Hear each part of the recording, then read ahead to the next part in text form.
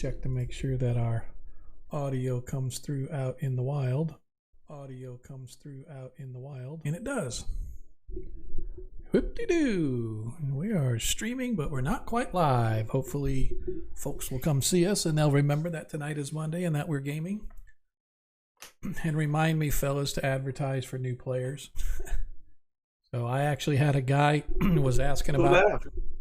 He was asking about. Well, we our Lyrian Silverleaf guy that came in, our Fighter Thief Magic users, played for one game and then left.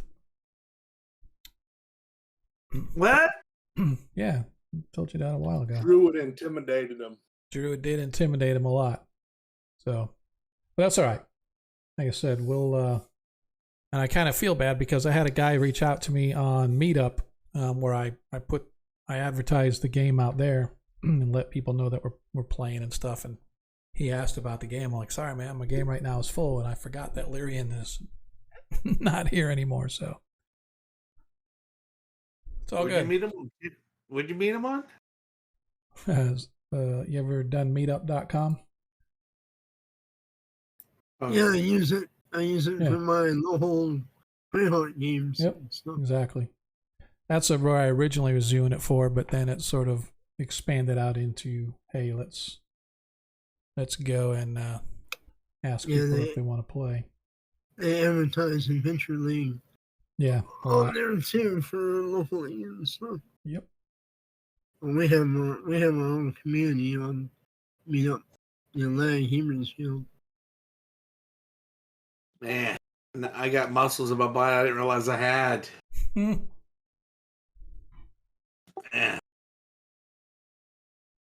My brother-in-law, God bless him, man. Okay, so the tower's like 40 years old, right? So most of it came up easy, except for the pieces he glued back down. It's like, holy crap. And I had two different scrapers to pull it off, and it's like, geez, man. Freaking Gorilla Glue or something. Yeah, the good news is I don't have to disassemble this computer desk or my studio desk because I already disassembled one desk for my mom's computer desk, and I cracked it for the first time after disassembling it like 3 or 4 times because they don't fit through the door, and I had to build them in the room. So and this one's they said they could just do the laminate. I was like, why can't they just do the laminate on one side and roll it over to the other side? There you go. Yeah, that's what they'll do. Yep. Excited. All right, man. Like I said, you go do what you got to do. So if you can pop in. I'm gonna play. Okay. But I'll be AFK a little bit and here and there. All right, just let us know. Yeah, I will. Tag us in Discord or whatever that. Oh, and for next week, level up. Yeah. Since you never got into Discord either and found out that everybody got leveled up last week, you still haven't leveled yourself up. You're still a paltry little 6th level paladin. No, I leveled myself up. No, according to the stream, you're only 6th level. I don't know how to do that. I put it on my PDF here. And nobody ever sent me a copy of their PDF either, except for me, Orlando. Yeah. Me. Points. Yeah. All right, I'll play at level 6. That's fine. Yeah. Like I say, we're just fighting demons and devils, man. It's nothing that a paladin would have to worry about. He can't do anything at 7th level anyway, so. See how many folks are out there starting to come in. Let's see. Hopefully we'll get a crowd coming in tonight. They're kind of slow online. Yeah, it has been slow the past couple of weeks, but we get our usual sort of rabble rousers that show up. So yeah, if folks can make it, they can make it. Again, I don't ever worry about it. We don't do it. We do it for the fun, but I do enjoy when people come and hang out with us, watch a shit show in action. Okay.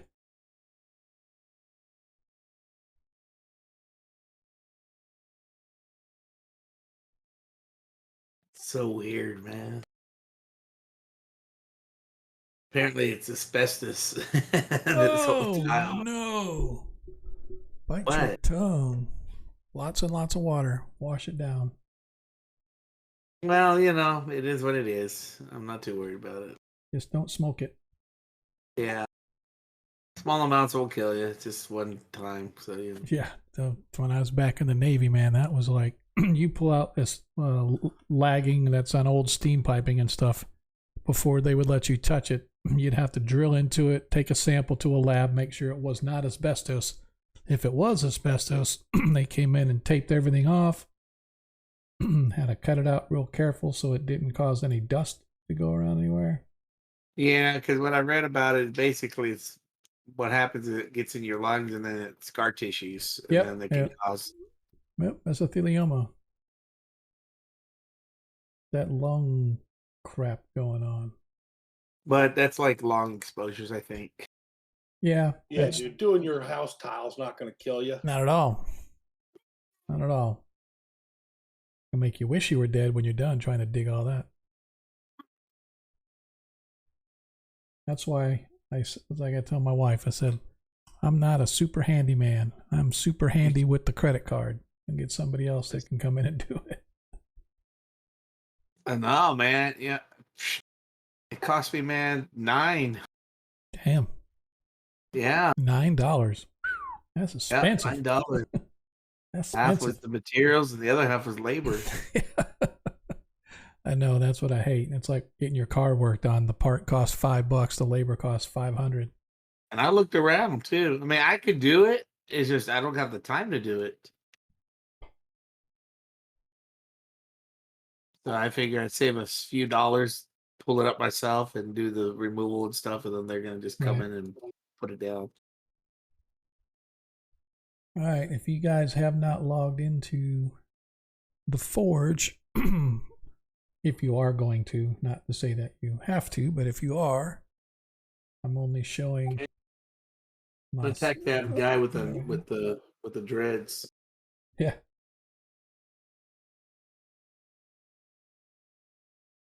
Yeah, but I'm gonna have to get a replacement. I don't want to replace Barris. I think I'll just keep Barris running until he can come back, because his was a different situation. Lyrian, unfortunately, just the game was not for him. Maybe if we rolled over to like 2E or something like that, it'd be better, or third edition. But hey, man, scaring them all off, man. What are you doing? I know. I some of it was my fault, but we can always discuss that later. There was certain things about the game that he didn't like. Just messing around. No, certain things, but I'm a little late kicking off, so let's kick this bad boy off. We just lost a player. Oh no. It's another one we gotta find. Dang it. Can you guys hear me? Yep, got you back. Oh, there you are. Made me think we lost you. I was looking for a new player on Tinder. Swipe left. Swipe left.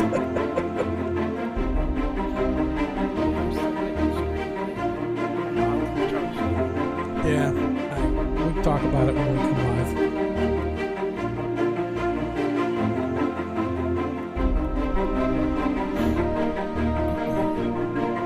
Hey, Ronnie's out there. What's up, Ronnie? Orlando.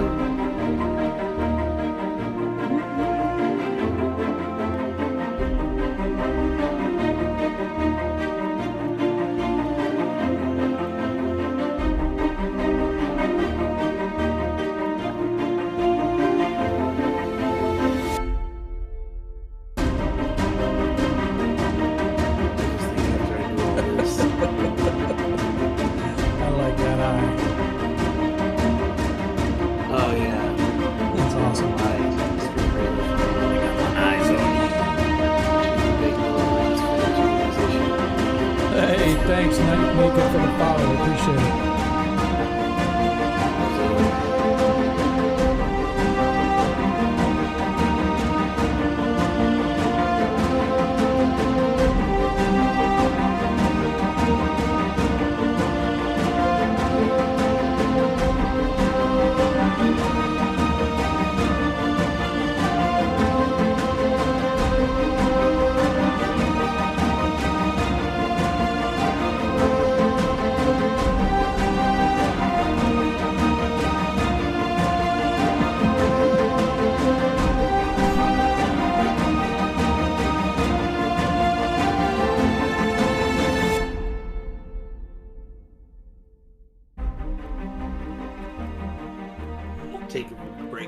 My body's sore.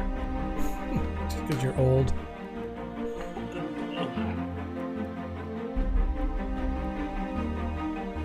I was thinking, they say I look 30, but I don't know. 30 in dog years.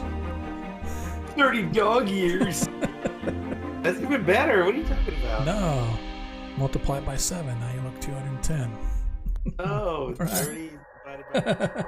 Whatever. Hey, everybody. Oh, we're at the wrong screen. No, are we? No, we're good. Okay. I'm lost. I completely forgot Come on, where I Jay. was. Yeah. I appreciate everybody showing up a little bit early, throwing me off my game, but that's just how it is. Appreciate the new follow there, Hitman4. Welcome to the stream. If this is your first time, be like him. Everybody be like the Hitman. Click that follow button if you have not done so. But if you are a regular follow, welcome back. We are Agora Quest. This is obviously our Monday night AD&D first edition game. If you like D&D as a whole, and don't matter what different version, we also have a 5th edition game. You can catch us every other Friday, which this coming Friday we are planning to stream. Although I know it is the holiday, Thanksgiving on Thursday. As far as my players are concerned, or as far as I know, we're all going to be here Friday. At least I'll be here Friday. I might be gaming by myself, but that's okay. Been there, done that. But anyway, I want to welcome everybody to the stream. I appreciate you guys showing up a little early. Don't forget, like I said, Monday 7:30 to 11:30, Friday or every other Friday 7:30 to 11:30. Just a different group of players, with the exception of Monkey, who is in both streams. This game is actually looking for a player. I actually had somebody that asked me about the game earlier today, and I told him, sorry, I'm full. I completely forgot that one of our players who is playing Lyrian, who is a fighter magic user thief, elected to not continue first edition.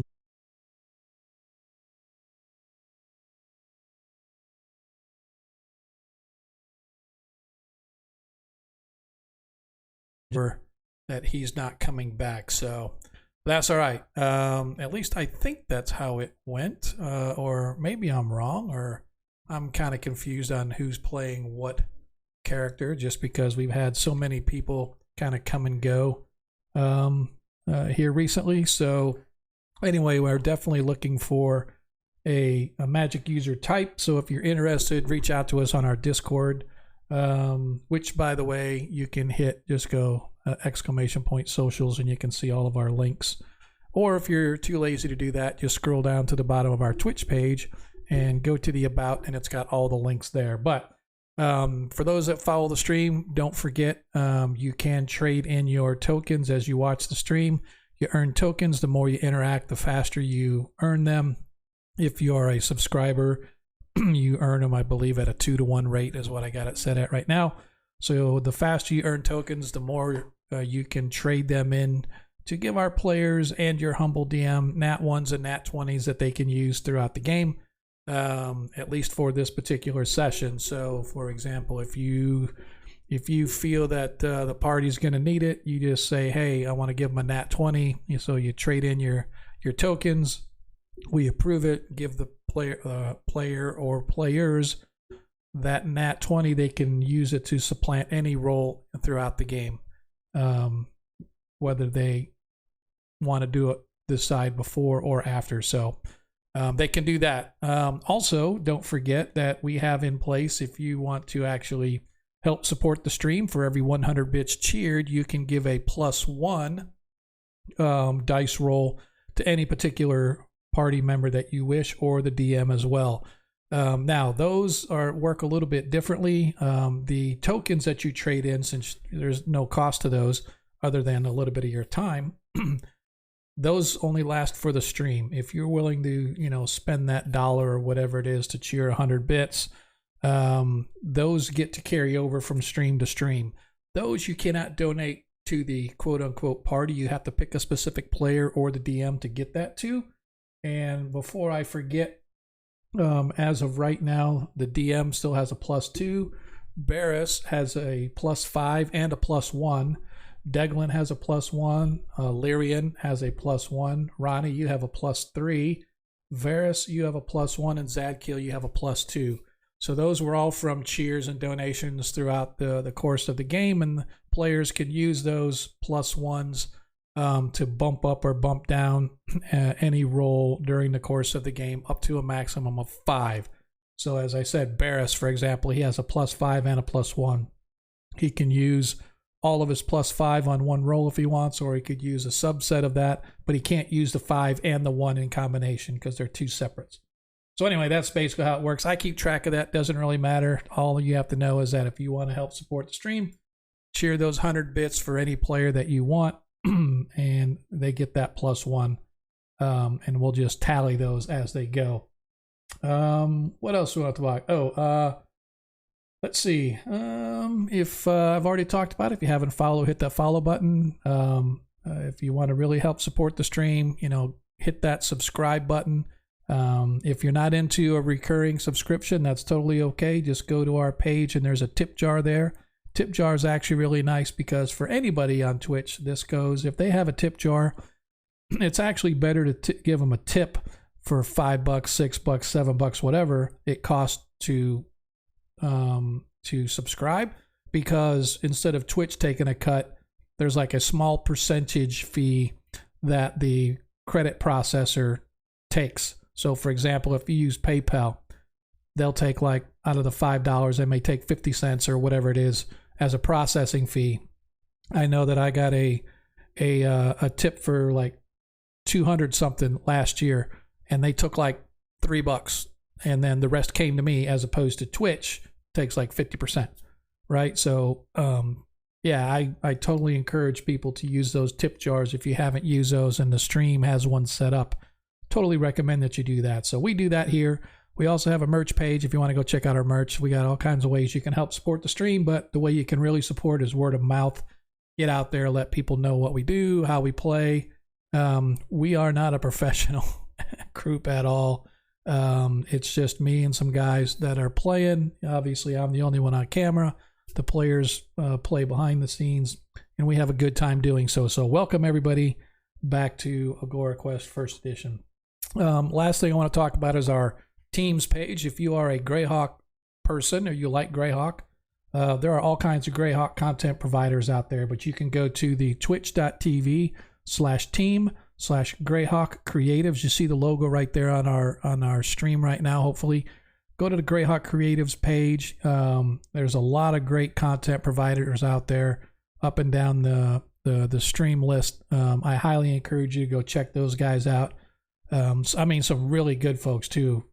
If you haven't followed Lord Kazumba or you haven't checked him out, you need to do so. He's got an in with the big league folks. He had Elminster himself on a stream this past Sunday, and it's always cool to see Ed Greenwood, the father and the architect of Forgotten Realms, talking to the Greyhawk dude, right? So it's just kind of cool to kind of see some of those streams, whether you like the D&D game itself or whether you're there for their gabbins, which they talk about stuff. Always great shows over there. But bottom line is, if you like Greyhawk, there's just a butt ton of content out there, and I encourage you to check that page to see what's going on. So with that said, players, welcome back from last week. Let's talk a little bit about where the party is and what has been going on. The party has actually arrived in a large dwarven city known as Gryrax.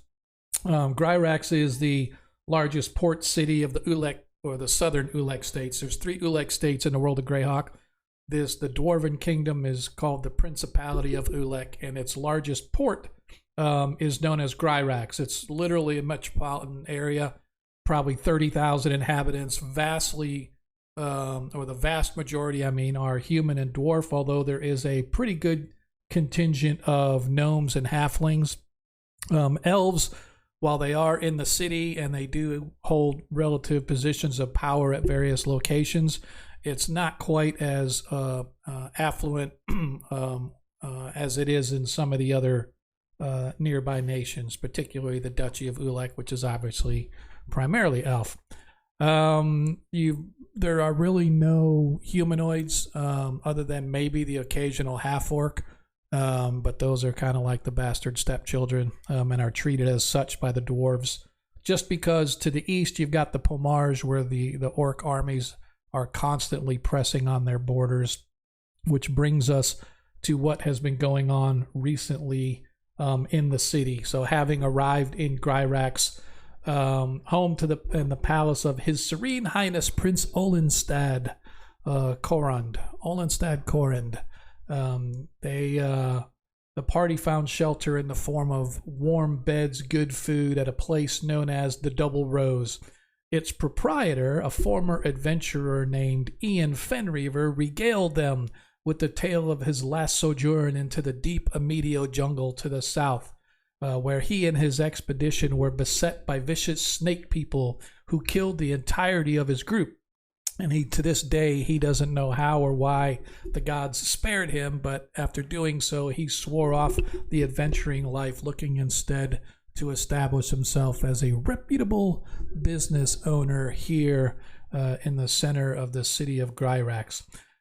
After visiting several places in the town, including the local market, the College of Stonework, Museum of Armor, and a few other places, our heroes woke the next day to bear witness to the arrival of Princess Jessa Scotti Lazal.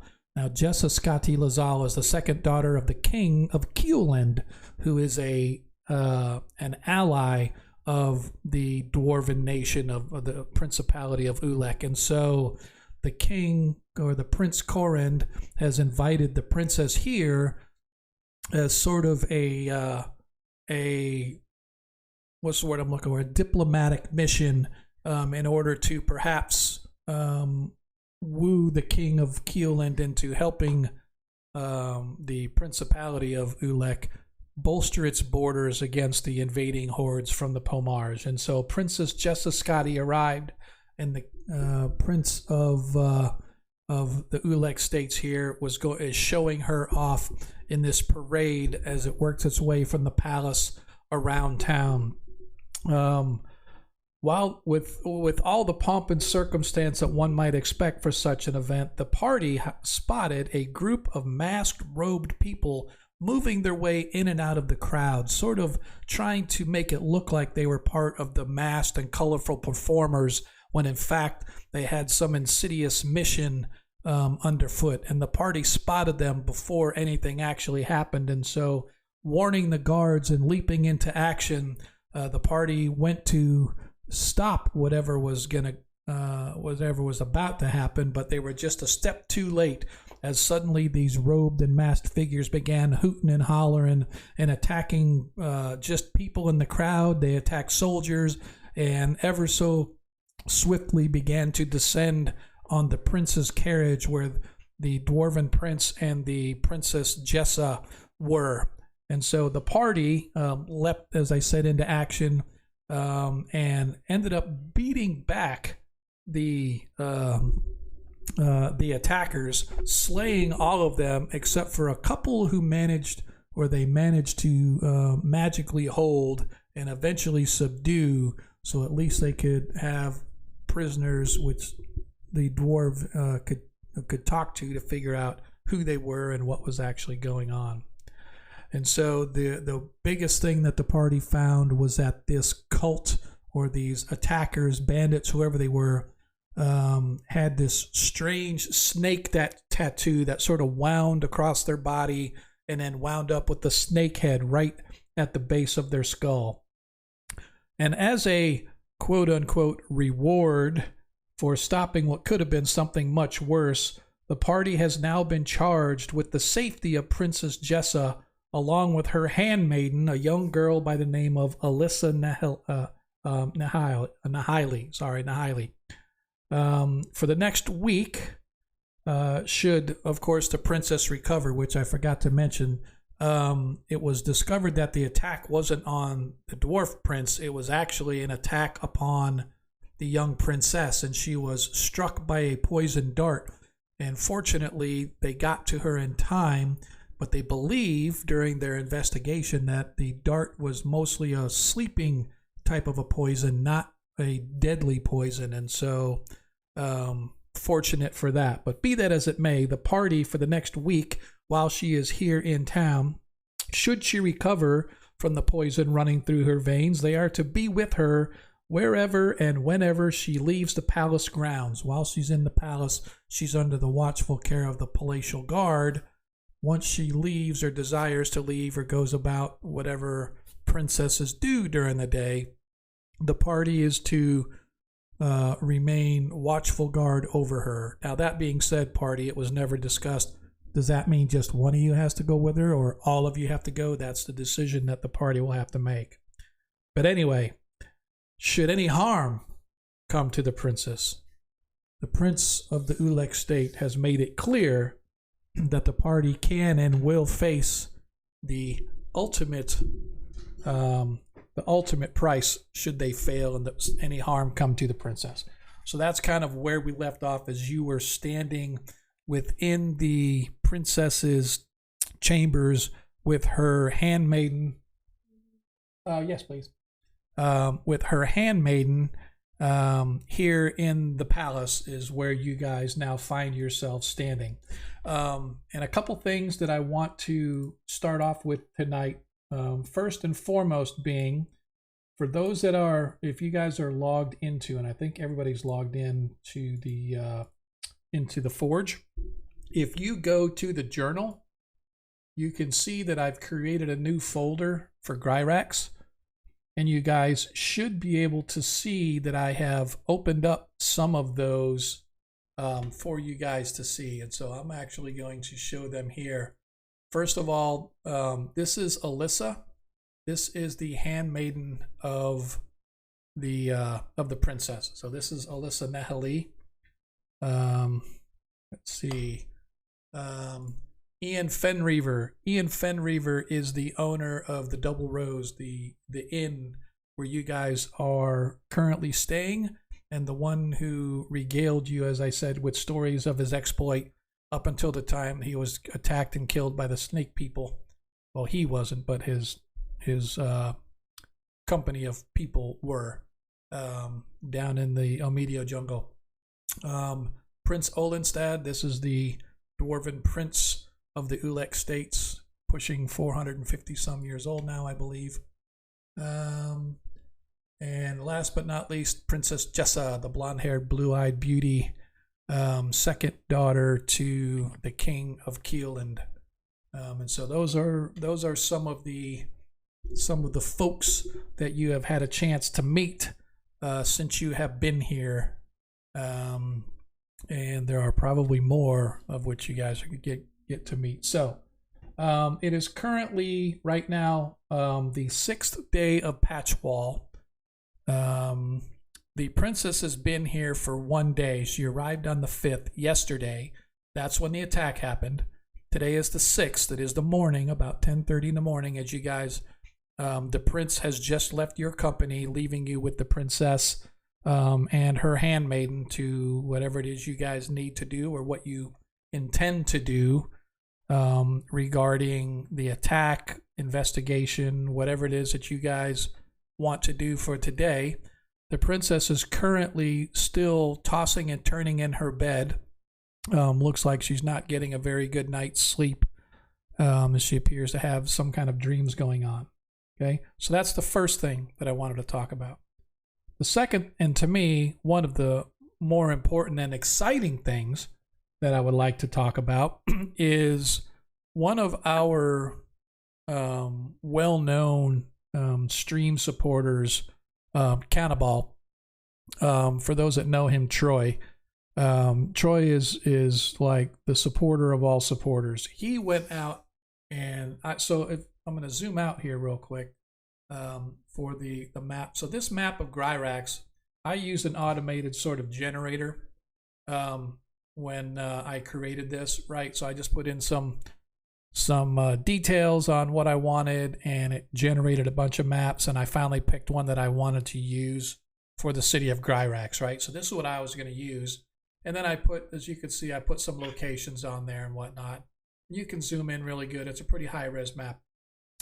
So if you follow my 5th edition stream, that is set up in the Perrinland, which is the northwest basically northwest corner of Greyhawk, and the city of Traft up there is where the party kind of the main central focal point is. And so I had actually had this map made, and I said, Troy, what do you think about converting this like we did Traft? And Troy took it and he said, hell yeah. And so I know I've sort of unleashed this on Discord. For those that are on Discord, I unleashed this the other day over on the Cannon Fire Discord. And I, of course, on our channel Discord, our stream channel, I unloaded it there so folks could see. I actually have 5 different renderings for different kind of color schemes. And also the maps that I put out on Discord are 1/3 the size of the actual files themselves. So I want to sort of put this out. This is actually the new map now of the city of Gryrax. And so you can see it actually is much more detailed, much more colorful, gives the little indicators, same as I put for different locations. It's got the little indicators there. It's got the Prince's Road as well as the processional. The processional is the main road in here. But I just wanted to sort of show this off to everybody that has not seen it, that, like I said, you can zoom in and you can just go anywhere in town that you want. This map here is maybe, I think, is at the 50% mark, or it might be 40% mark. I had basically, the Forge only allows me to upload files under a certain size. And these files are 138 megs each. And so, of course, it's got, what I thought was very cool is I only expected him to put like maybe 5 or 6 points out there, but he did all the locations that I identified on my map, he put out here on the main map. So I just thought that was incredibly cool. Cannonball went out there and had this made for us, and it wasn't cheap, I'm sure. I definitely wanted to kind of spread the love. So if you guys see Cannonball out there, make sure that you cheer in his direction, because, if it weren't for him, we wouldn't have stuff like this, right? So every penny that you guys put into us, we put right back into stuff like this. So I definitely want to give him an appreciative golf clap. So that being said, I've talked long enough. Let's get into the game. Party. I should very much like to know, what do we intend to do for today? As the princess, as I said, she's still she hasn't awoken from the poison, but she appears she's clammy, cold looking. You kind of looked her over when you first got there. Varys kind of looked her over, and I know that Deglin looked her over, and she appeared to be out of the woods, but she wasn't completely out of the woods, so she was still suffering from whatever poison was in her body. But most disconcerting is that she's tossing and turning, as if, I don't know, maybe in pain or something like that, that's bringing on bad visions, or she's reliving what's going on. But you guys are now alone. There are guards outside her door. The prince has left instruction for you guys to be allowed access in and out of the palace, as long as it's directly to and from the princess's room or to where the princess is. You don't have free reign of the palace, but you do have free reign to enter and go as you please, just not to all the different places in the palace, right? If that makes sense. So what do we want to do, and what are our plans first? Well, DM. Oh, go ahead. I was just going to ask, did we get to talk to the clerics or whoever, the healers that were used to heal her from this poison? You have not. Did we ever? You guys, Okay, we literally are picking up where you guys left off last week, and that is, the prince has just brought you to her chambers. you kind of looked her over. I gave a description what she looked like. The prince gave his orders and told you guys that you would be handsomely rewarded should you succeed. But if anything untoward happens to the princess, then you guys are All right. going to pay the price, So- whatever that is. So, I would like to talk to those healers, find out what they already done for her. Okay. In order to get, and find out, maybe there's something else I can do or something Druid might be able to come up with. I don't know. Okay. Maybe Varys. Or I also want to talk to whoever interrogated those prisoners. Okay. Okay. So first things first, besides that, does anybody else have anything? Ronnie, you were going to say something? Yeah, DM, I just thought that I might lay some herbs around her on the bed that smelled nice, Okay. and that positive aroma might just ward off those bad dreams and make her have pleasant dreams. Okay. All right. So go ahead and you guys watch as Ronnie goes and sprinkles a little bit of frankincense and myrrh, as well as some acorns and shark's teeth around her bed, of which she seems to have a plethora of, I might add. No, I removed them off my sheet. They're gone. Oh, your shark's teeth too. Look at that. Okay.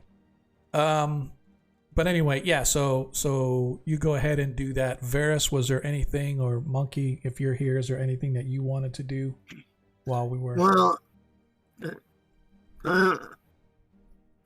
excuse me. Mhm. I wanted to find out, more about the poison, but you said it was a sleep poison. I wanted to see if I could maybe make an antidote or something if they hadn't already tried something. Okay. All right. So that would probably... It would probably go along the lines of talking to the clerics who perform the healing and stuff like that. Mhm. So Yep. if that's the case, then that would align you and Deglin on for what they want to do. So okay, Yeah, sounds good. Monkey, anything particular that you want to do? Are you here? Or are you out doing your floors? Yeah, I need to figure out where my horse is at. Your horse, I am going to say, was in Greyhawk, because that's where you left it when you guys traveled down to the jungle. But since it is a paladin's warhorse, a special bond between you and your horse, I am going to say that the horse can be making its way toward you because it senses where you are, and it can be making its way toward you, but it's just going to take a while to catch up to you because it's a couple of weeks travel from Greyhawk to here. So I'm going to say that it's probably going to be a week or so before your steed arrives, because if it started heading toward you while you were just leaving the jungle, it was a week or so trip to leave the jungle to get to Gryrax. So yeah, it's going to take a while for the horse to catch up to you. But it is not here in the city right now. All right. Makes sense? Yeah. Okay. No, that's all I wanted to do. Okay. All right. So,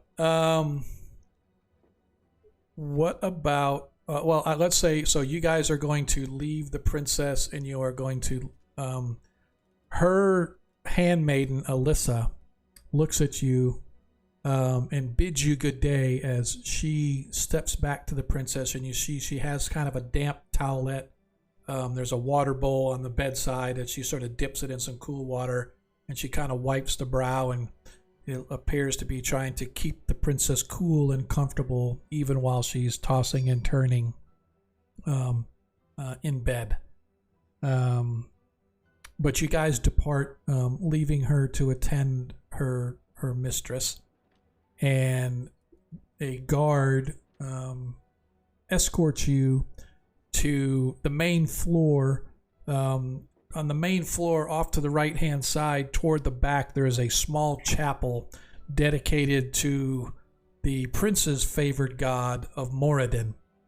And he leads you in, and inside you can see a rather bulky, older, white-bearded dwarven priest wearing the blue, silver, and white colors of Moradin with a symbol of a hammer hanging about his neck. He has his sort of these gold filigrees running through his hair, braided, and he's got the traditional knotted beard of dwarven warriors. And you hear him murmuring prayers and sort of swinging the incense for a moment. And as he recognizes and realizes that there's somebody watching him, he turns and looks over his shoulder slightly and gives a little sniff like, interrupted again, as he turns, bows to the figure of Moradin, which dominates the far end of the chapel, turns and strides toward you, steps up. He's probably maybe 4.5 feet tall. As he sort of looks, he goes, "Welcome. May I help you?" Yes, I would like to speak with you to help save the princess from the. Terrible business. Yes, we've made her comfortable, to be sure. His lordship was most adamant that we were to do everything in our power to see that she at least survived to the night, and I believe we have done so. But fortunate that some good folk managed to fend off the would-be attackers, and the princess was hit by a poison dart, but from all the accounts we can find, it is but a sleeping draught, so it wasn't a deadly poison. So whoever sought to take the princess, it seemed to me that they wanted her alive and not dead. So those folks are to be commended. Do you have the dart by any chance? We do, of course. We have. Skilled in the knowledge of poisons, and I wanted to see if maybe I can concoct an antidote. Yeah, an elf would be one to come see if one wants to know how to poison somebody. Of course you are. As he sort of rolls his eyes slightly. He departs and comes back a few minutes later, and he brings back a dart. Give me an intelligence check, please, Varys. Okay. While he's doing that, I just want to ask the Master Dwarf if he used Moradin's power to stop the poison. We did that, as well as a draft that would help her sleep some, for she seemed to be troubled and tossing and turning as if she was having the dreams. So we gave her a sleeping draught to help her sleep it off. We managed to, I believe, get the majority of the poison out of her, but it was, by the time she had got here, she was far gone. So we did what we could. But I think we've done enough. I'm hoping by tomorrow she'll be right as rain. All right. So you said I have a +1 still? Let me double check. I believe so. We can use it to -1. That is correct, right? sir. That is correct. I would like to -1 and succeed.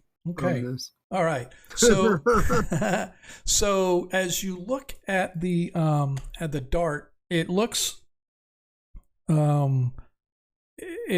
looks like it was made by Southlanders, meaning folks that are from the jungle. Okay. It has that sort of look and feel. You've been south before, and obviously you guys are in the jungle. But you recall seeing those very similar, because especially like you guys were in the fort when you left the ruins of the temple when you went to the fort. Mm-hmm. It wasn't just the hold of the Sea Prince's soldiers and whatnot. There were natives and stuff that were in the area that dealt with the fort as well, and you recognize through that interaction that their weaponry, the shape of it, the coloring of it, the fletching, etc., on the dart, all remind you of Southerners or somebody from the jungles. Okay. Well, I have some poison from Okay. that temple. Okay. So is there enough left on this dart that I can concoct an antidote or try to synthesize? So the poison itself, apparently, you find that it had like a little injection, like a little spot where poison was put into. So when it hits, it sort of injects the poison into. Probably not enough to make an antidote, though. Enough to knock somebody out, but not enough to make an antidote. Okay. And they've already neutralized it. Or yeah, they've whatever. neutralized the poison in her. There is residue of the poison. So if you were to, I don't know how skilled the priests would be at it, but maybe an apothecary or something in town, or somebody in town or whatever might be able to, chemically determine, what the ingredients were and maybe narrow down who or what, etc. Yeah, because I have that herbalist secondary skill, which is why I'm trying to figure this all out. Yep. I asked the priest of Mordine, is it okay if I take this, put it in like a little box, and take He kind of looks at you guys up and down. Try to speak to an apothecary about maybe tracking where it came from, or so he kind of looks at you and antidote for it. Yeah. They try it again. Right. He's not really sure that he really wants to give it up because he doesn't know you, but then the soldier that you're with kind of looks at him and gives him the nod, and he realizes that you guys are there for a reason, and he goes, his lordship, I'm sure, would want his men to have whatever means necessary. So and if you want my personal opinion, the Ravenshawk is probably the best apothecary in town. So I would sure, if you're wanting anything, you would probably be going to see that guy. He's very, very good. Okay. Make note of that. Okay. And I'll see about putting the dart in some safe place, unless they have a little box or something I can put it in. Okay. Yeah, it's actually a little smaller than most darts you've seen. It's literally about a little bit bigger than a modern day dartboard dart. Oh, okay. Yeah, it's not like a full-on blowhead dart. Right, exactly. Okay. Hey, Varys, would you let Ronnie just catch a sniff of that dart, see if he can't tell if it's natural Sure. or if it's concocted? Yeah, I mean, I'm willing to let you take a peek at it. Sure. Okay. Go ahead and give me a what would be a smelling one? Just give me a wisdom check there, Ronnie. Roll a d20 and compare it against your wisdom. Wisdom or lower? Oh, yes. So Ronnie, you can smell a couple of different herbs, and you realize that this is definitely something that was concocted. It is not a single type of a thing, and it's very faint traces of a couple of different items that very well are normally used for sedating animals or sedating somebody, right? They have very big anesthesia type properties are part of them. Never in a mixture that you've ever seen together, though, right? So this is definitely something weird, but yeah. All right, DM, I'm going to hold that to myself until it's just the party members, Okay. and then I will let that information out because I don't want to have the anybody in the castle going out trying to conduct vengeance. Okay.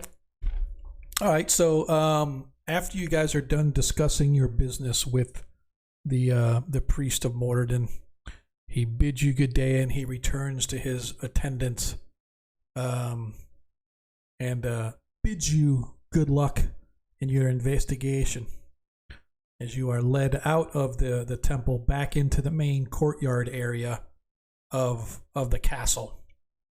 As the soldier looks at you and goes, sort of snaps to attention and gives you a salute and returns back into the building to retake his station, leaving you guys outside. It's probably So should we a go little bit to after 11. I say we go visit the apothecary. Should and see we if that brings any help. should we leave somebody here of our just Leave the like, paladin here. leave the paladin here? Want to leave him, or we could leave Barris and Lyrian to... Oh, you can leave them too. It's all three of them. Oh, did Do Monkey have not go and do evildoers. Monkey, you want to stay at the castle, or do you want to go with these guys? I am going to leave. I mean, you can go too. I'm just messing with Yeah. I'll stay at the castle. Okay. So you three are going to stay at the castle. I'll leave you there so that way you guys can move yourselves through the streets. So Deglin, Varys, and Ronnie, you guys depart the castle, heading your way back into. So go ahead and... Oh, it's way up here. Okay. By the way, if you guys didn't know, if you click on the map and hold, you remember the old ping? Yeah. I took that one off, and now the ping is whatever. It's built in. Yeah, it's built in now. So it actually, I realized it goes whatever shape it takes for you. The color is based on the color you pick for your player. So like mine is green, so when I click on it, you'll see it's green or whatever. But the you guys, as you move your way back into town, you find that the apothecary, they say, is in the common district, over on the far side of town, and it's actually C3 if you guys go all the way over there.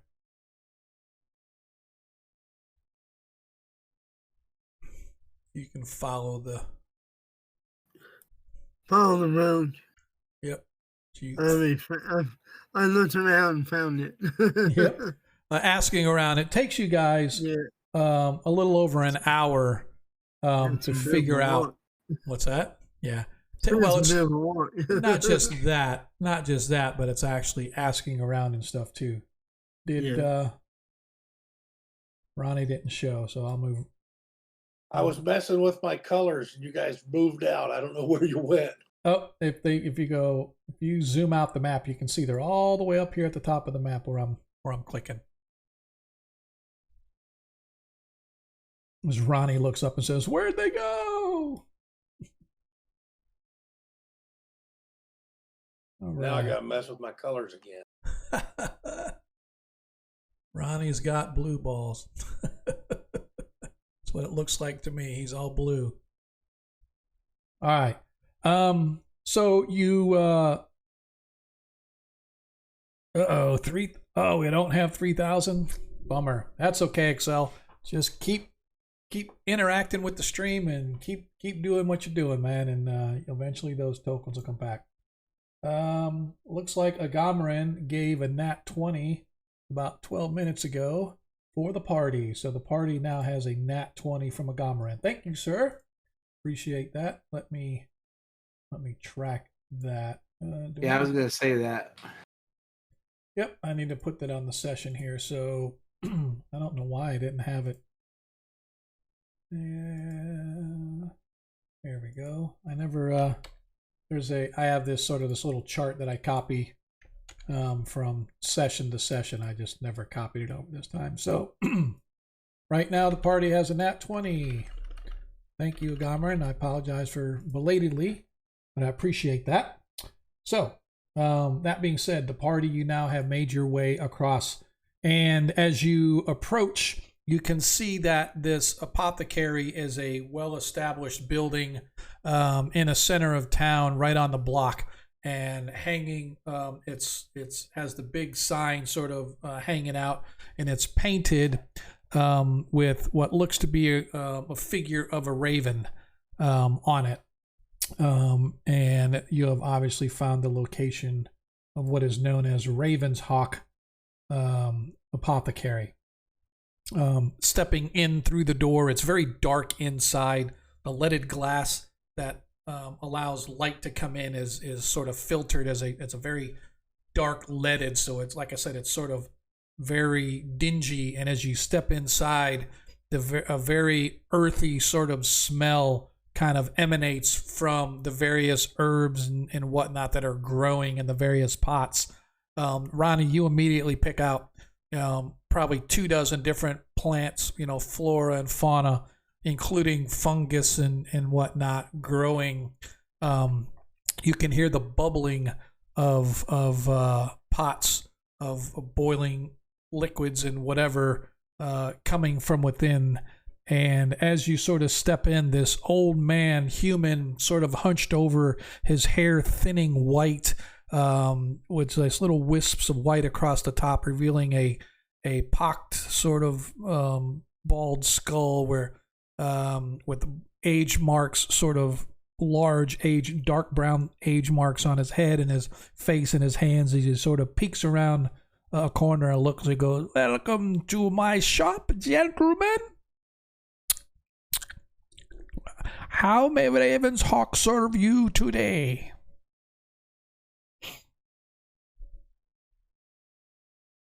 Don't everybody speak at once. Let's try to find something.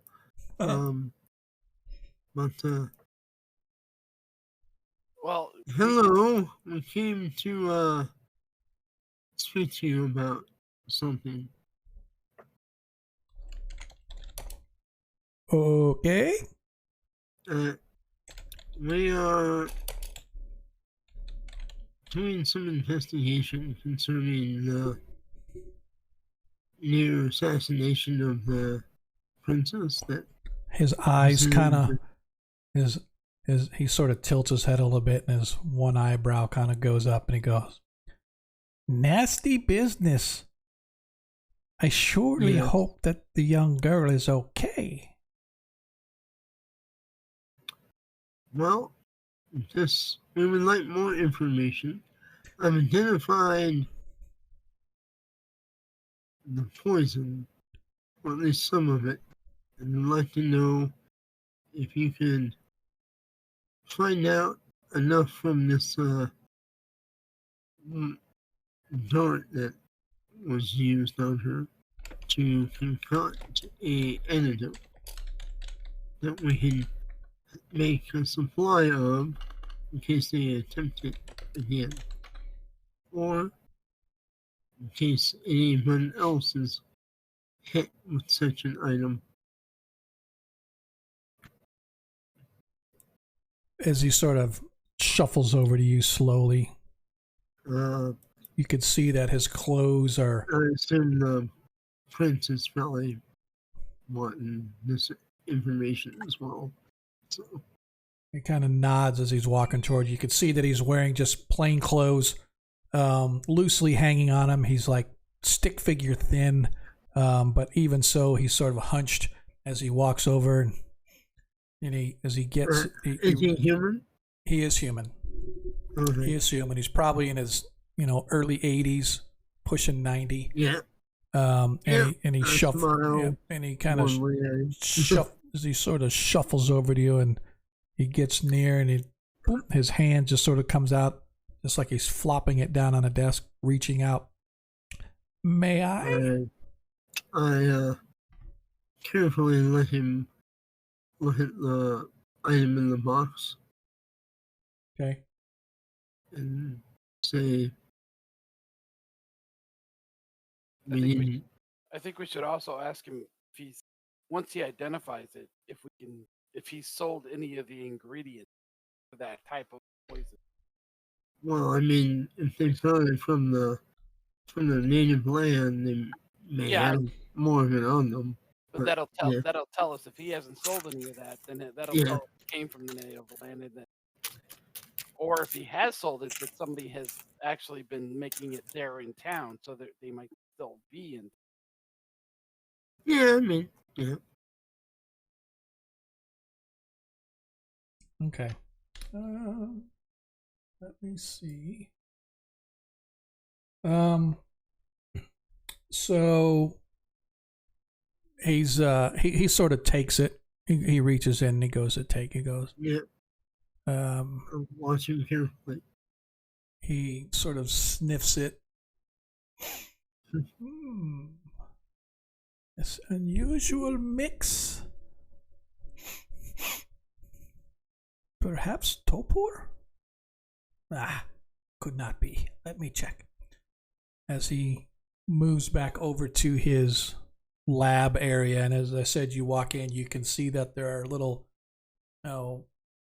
mini flames burning here and there with little bubbling containers with various things bubbling and whatnot going on. You could see him stop by and he stirs a little pot here and he stirs a little pot over there, and he goes and he takes the dart and he takes some kind of a liquid and he pours it along the dart into this little mortar type of a thing, shakes it slightly, hands it back. He goes, "Thank you, I will not be needing this anymore."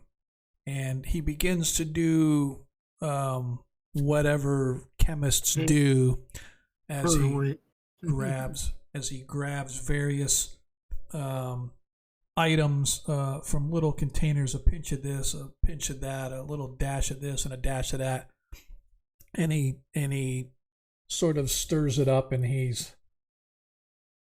this is a very strange, as I suspected, the base of your poison is Topor. This is not common for anywhere here that I have seen, but there is also some sort of serpent venom within this as well. I am unclear as to what kind of serpent, because this poison, this does not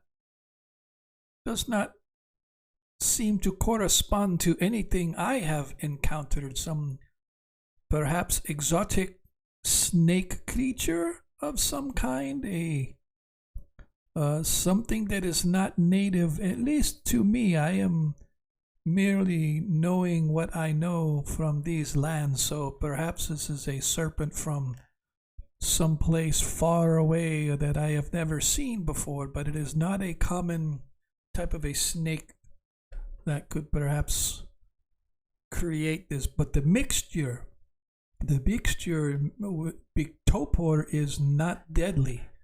It is designed to make one sleep, almost like essence of ether for numbing and such. But this is a little more powerful of a sedative to make crazy people calmer.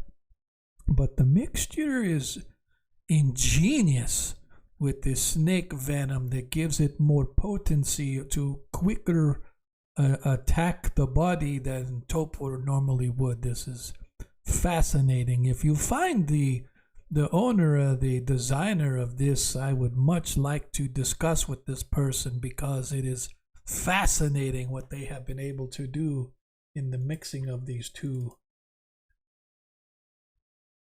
Okay. Just a question for you. Have you sold any Topor? Oh no, I do not deal. I deal in mostly natural, as he sort of swoops around, natural herbs and remedies for things, the aching bones, the occasional insomnia, for those that wish perhaps an elixir of love, things of this nature. Okay. Hypothetically, do you know of anybody in town that might have Topor? Oh no, Topor is typically found with the Olmen tribes. The Olmen tribes. Yes, from the jungles. Yeah, and when the last dungeon, wasn't that Olmen or Olmec? Well, yeah, that was Olmen. Yeah, that was I was talking Ah. about. So very, and that's what Varys recognizes, that the Right. dart itself was, the iconography comes from like southern tribes. Alright, so I'm going to pull out some of the snake venom, Mm-hmm. the 2 different kinds I have, Okay. and see if that will help him any with Oh, you have. Where did you get this? These are snake venom is usually hard to come by because in the city not too many snakes are left, and most people don't think to bring these. we inadvertently were trapped in some ruins in an ancient jungle. I wonder if something trying to follow us from there here. Oh, But perhaps. it was probably here already since it knew of the princess's visit, and we didn't. Right. We were newly arrived, so Right. it So he just takes seemed, seemed suspicious is all. Hmm. I just figured this might help you concoct an antidote or something.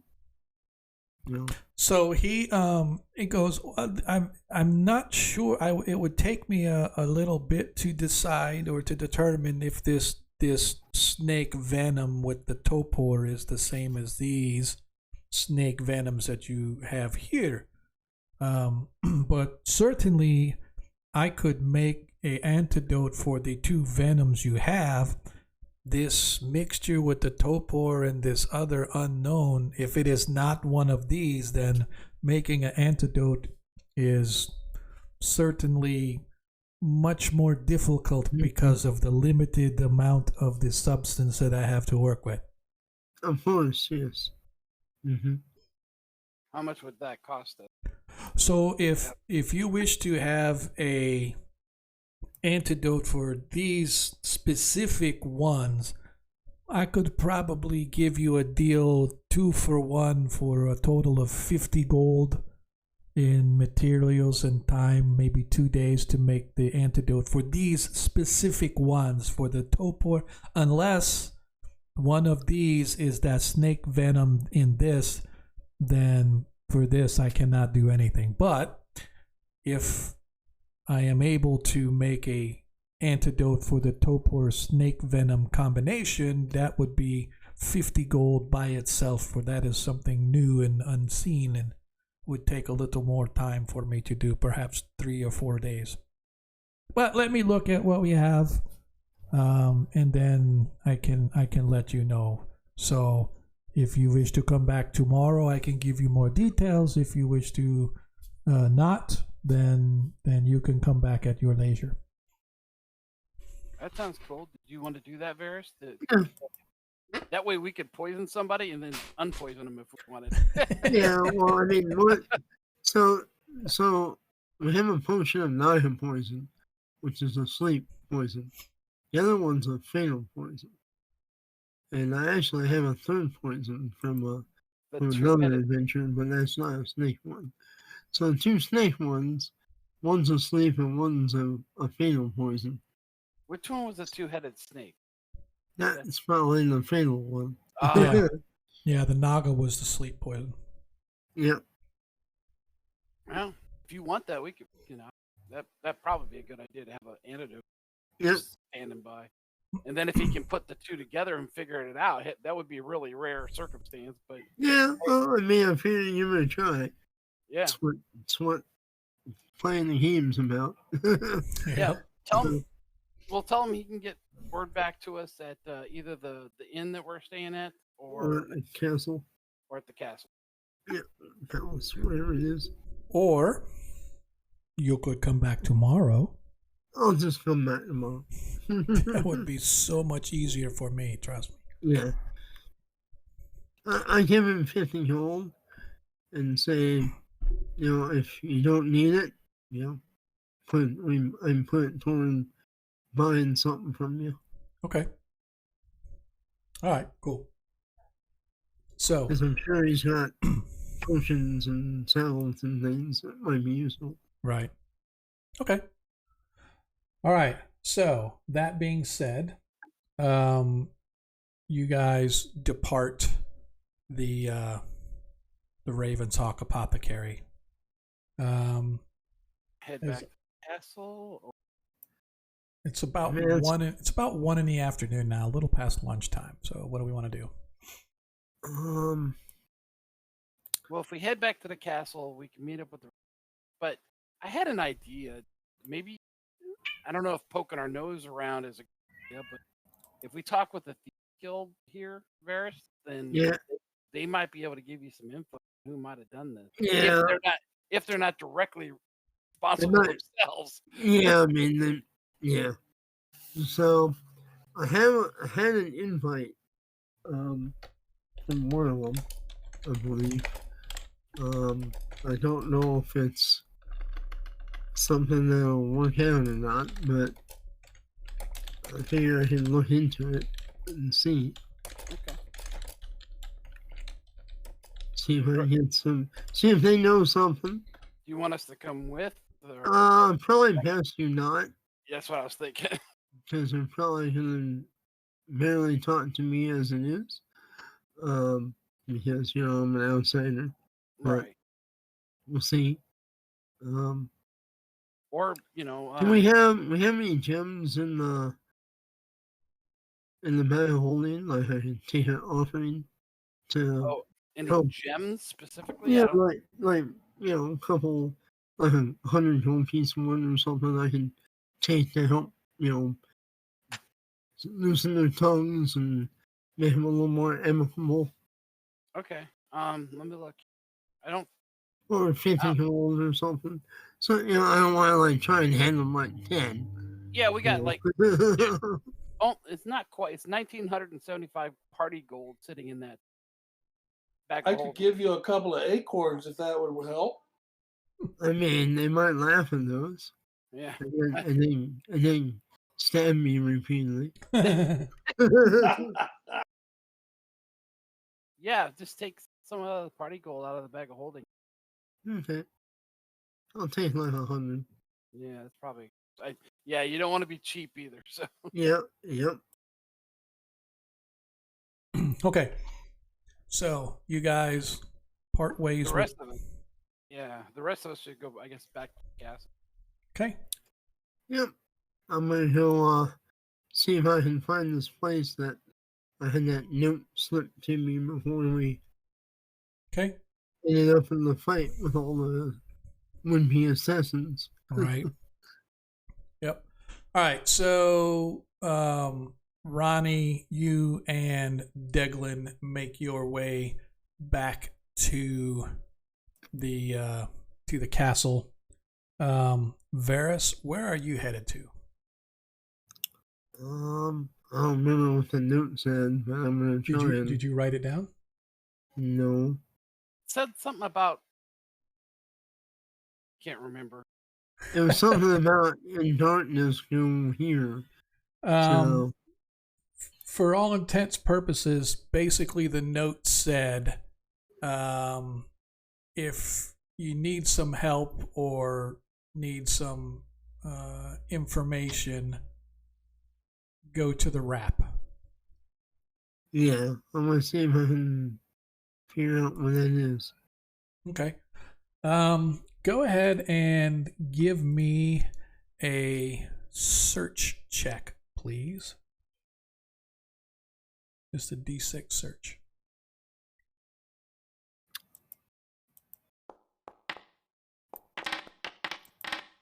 All right. That's hilarious. I said, if he beats me, then he's okay. Otherwise, no. So, as you, sorry about that. As you begin to move your way about town, it takes you about 3 hours of sort of moving your way through town. The more you move, the closer you end up getting towards the docks. As you talk to people and try to figure out, hey, have you ever heard of this rap? Trying to get a bead on any other potential members of the guild or whatever. But nothing seems to go your way until finally you get a hit. And somebody says, oh, the rap. Oh, they must mean the fish wrap. Ah, down on the docks, the fish wrap. It's like one of the best fish eateries on the docks, at least what the sailors tell us anyway. I'm not much for fish myself, but I imagine if you go down there, that's a good place as any. So it sounds to me like your friends at the fish wrap, so I would go look there. Okay.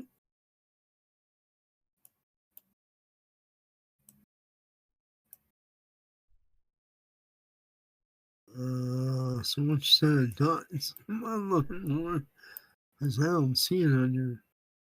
I don't see it on your Yep. map. Here you go. Oh, he didn't put it on there. Oh, now I feel bad for not. Yes, there. Well, actually, let me see. Maybe I just renumbered it, and I do apologize. Let us look and see. Yep, he only went through 8. He didn't put. That's kind of interesting. Yep. So it's actually. I'll have to pull up my copy of the map since he doesn't have it on here because I don't want to. And I apologize. I can't believe that he didn't put it on there. That's hilarious. Okay. Full version of the map, please, so I can read the numbers because I am blind as a bat. It's actually T9. I have to see. Oops. Where is it?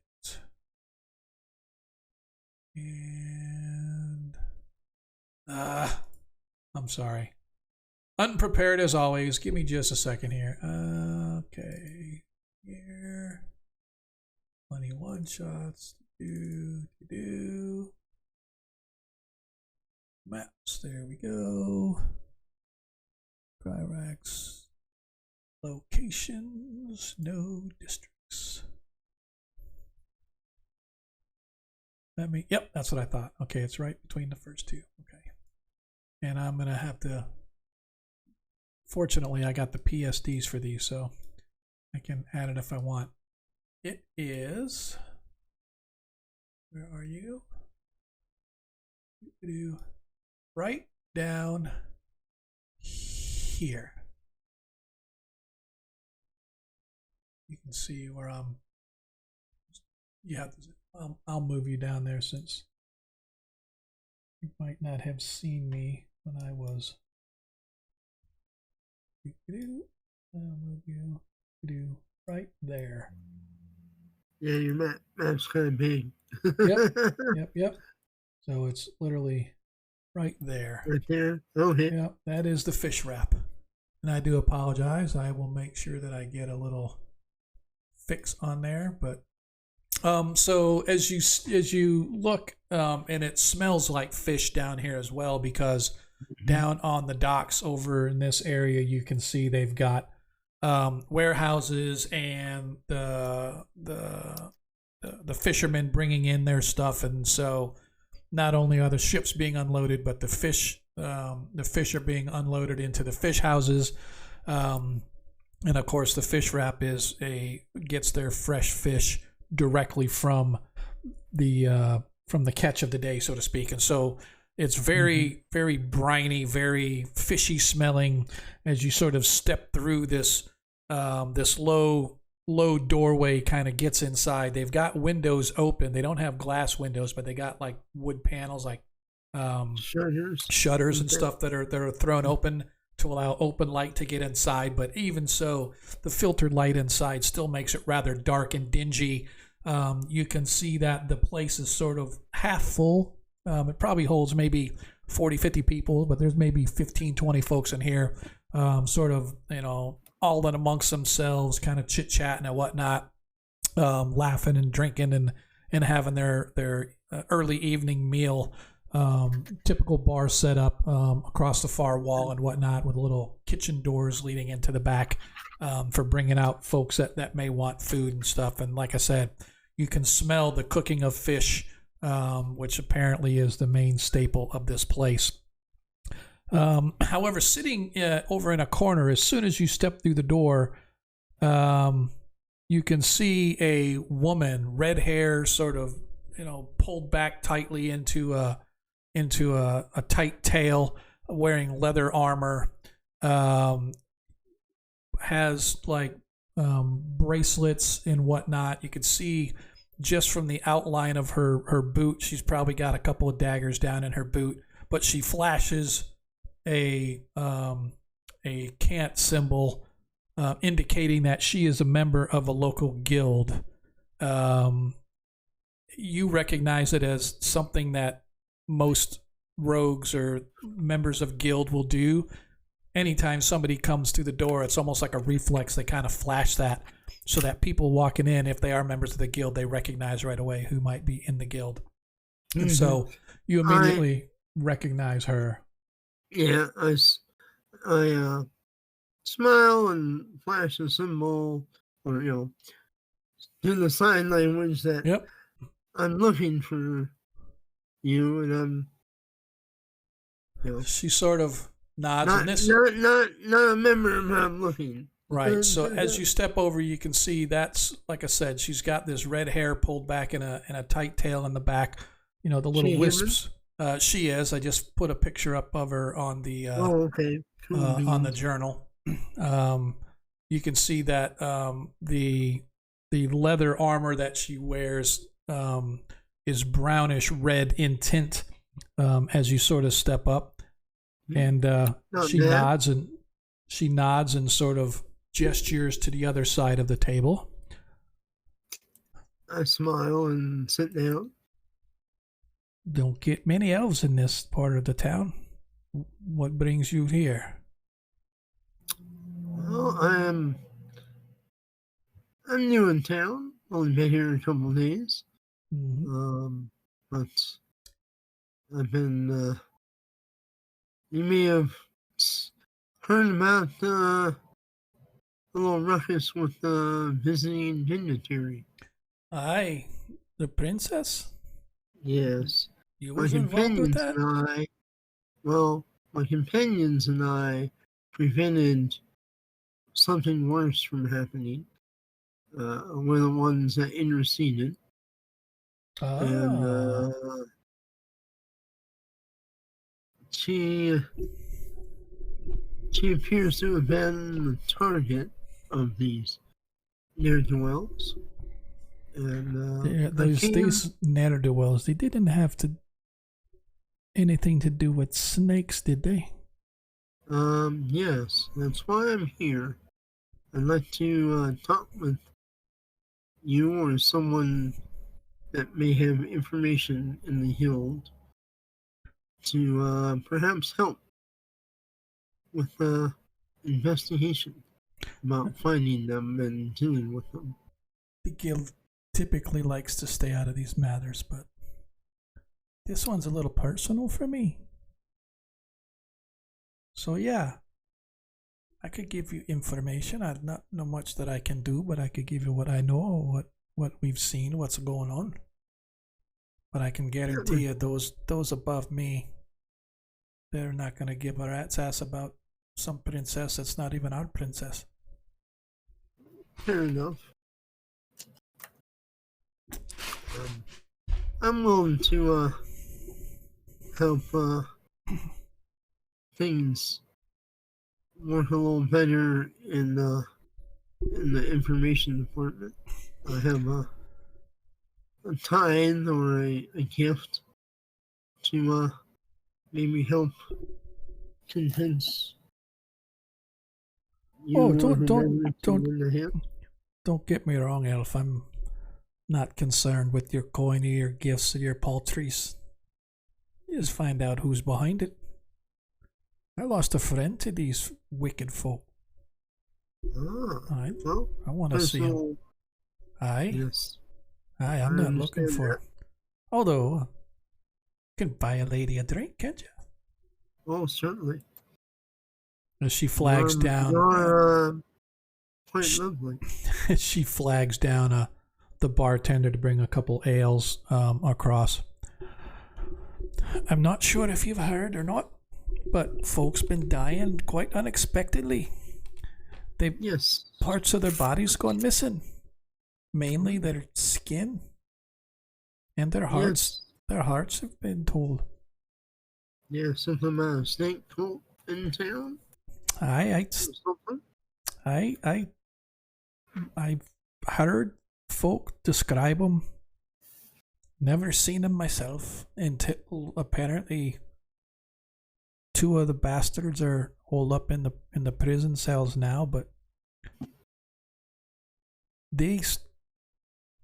folks started seeing them about the same time folks been come dying. Now, granted, the folks what have been dying have been folks that others wouldn't be missing, the vagabond, the lowly folk living by himself on the waterfront or something like that, but happened to get a partner of mine. He was a good man. I'll be expecting a little bit of retribution. All I ask in return is, when you find out who done it, if you're looking for another blade to stick in somebody, come see me. I'll be more than willing to come stick blades with you. I can certainly do that. Now, rumor is that what they use comes from the south. So it could be jungle folk, but haven't seen no southerners here in town. So maybe they're working for jungle folk, but they're not jungle folk themselves. That would explain why they haven't stuck out then. They have strange tattoos. Jungle a bit myself, so. Well, then perhaps they're friends of yours. I doubt it. We were slaying many evil things in the jungle. Aye, so be wary, because you don't know who they look like, because the only thing that anyone says that they've got any distinguishing is A, they got this weird tattoo wrapping around their body, and B, they say one of their leaders has strange eyes, almost like a cat. Oh, okay. Or maybe a snake. Mm-hmm. I got those beady little eyes. But that's all I know. Okay. But I do know that every time that they seem to attack, it's almost as if it's on cue. Every free day, it seems that another body turns up, and this will be the third free day coming up tomorrow, as a matter of fact, because today is the 6th day, which is Earth Day, the 6th of Patchwall, and tomorrow is Free Day, the 7th of Patchwall. So tomorrow, if another body turns up, it would probably be tomorrow, because it seems to be happening every free day. Oh, that's interesting. All right. So hi, I'm Clara, by the way. Oh, I am Harris. Pleasure to meet you, Clara. All right. As I said, don't get too many elves around here, so you're probably going to raise an eyebrow here or there, but I got friends in the guild. I'll smooth things over for you just a little bit. Don't know how much, but as long as you're not doing no freelance booty work. No, I know better than that. All right. But if what you say is true and you're willing to pay the tithe, I'm sure that as long as you pay the tithe, any freelance booty work might be overlooked for a percentage of the take. Yes. Yep. I'm looking to eventually start my own eventually, but need to find a good place to do so. Good for you. Good for you. So you're going to go out in the middle of the woods somewhere and you're going to start your own little elven commune. No. I'm a city man. Hippie commune. We're the hippie guild. Yeah. No, I'm quite fond of cities. Yeah. So she really doesn't have that much more information to give you. Yeah, Other than no, I just wanted to know. I didn't know. I'm mostly just trying to get to know her and her organization a little more. Share a drink, whatever, and then head out. By the way, thanks, Corvus. I appreciate that. As the DM also has a nat 20 on hand. Woo, woo. See how much combat we get to tonight. This is a. I just want to just so our players know this is a heavy investigative type of a scenario that I have created here. So hopefully there will be some combat, but hopefully they enjoy the trail as well as the fruits of their labors. But you spend maybe half hour with Clara, and eventually, like I said, it's sort of starting to get dark as the sun begins to move its way down. You got about an hour and a half worth of sunlight left. As she sort of bids you good day, and she up and exits the fish wrap and heads her way. I'll take some fried fish to go. And okay. Be 2 copper pieces for the fish. Okay. Bring me some fish tacos. Yeah, I'm basically getting street tacos. getting enough for at least me and Ronnie. 2 copper pieces per person, however much you want to get. All right. I'll spend my 6 copper and get 3, enough for 3. And for those that want, I got meatloaf. Oh, because my wife loves me. Comfort food, man. Fat guy got to eat. Mm-hmm. Yep. We had sloppy joes. So I'm envious. I had salad and a chicken breast. You eat healthy. Ick. No, I didn't want it. They make me eat it. I wanted meatloaf. Okay, Varys, swear to. Okay. All right. So, as you guys get back, Varys, I should say, well before Varys comes back, Ronnie, you and Deglin get back earlier in the evening. It's probably about 3:00 when you guys get there. Why is he way over there? How did our paladin get way over there? Okay. Anyway, Zadkiel informs you guys as you arrive that the princess is awake. Ooh. Yeah, I was in her bedroom right over there. That's how I was over there. Let's go back. Now we know why. Dun, dun, dun. Yep. He comes buckling up his belt. Hey, kids are back already. Stop it. You remember we talked about how the paladin loses his powers? Oh, yes. Ronnie was being had a premonition that the paladin lost his powers, and here we have the paladin. It's sort of like a self-fulfilling prophecy. I was exercising demons. I'm sure you were. We heard it all the way across town. I was poking around for demons. I didn't find any. I saw a pretty redhead, and I had a little chat with her.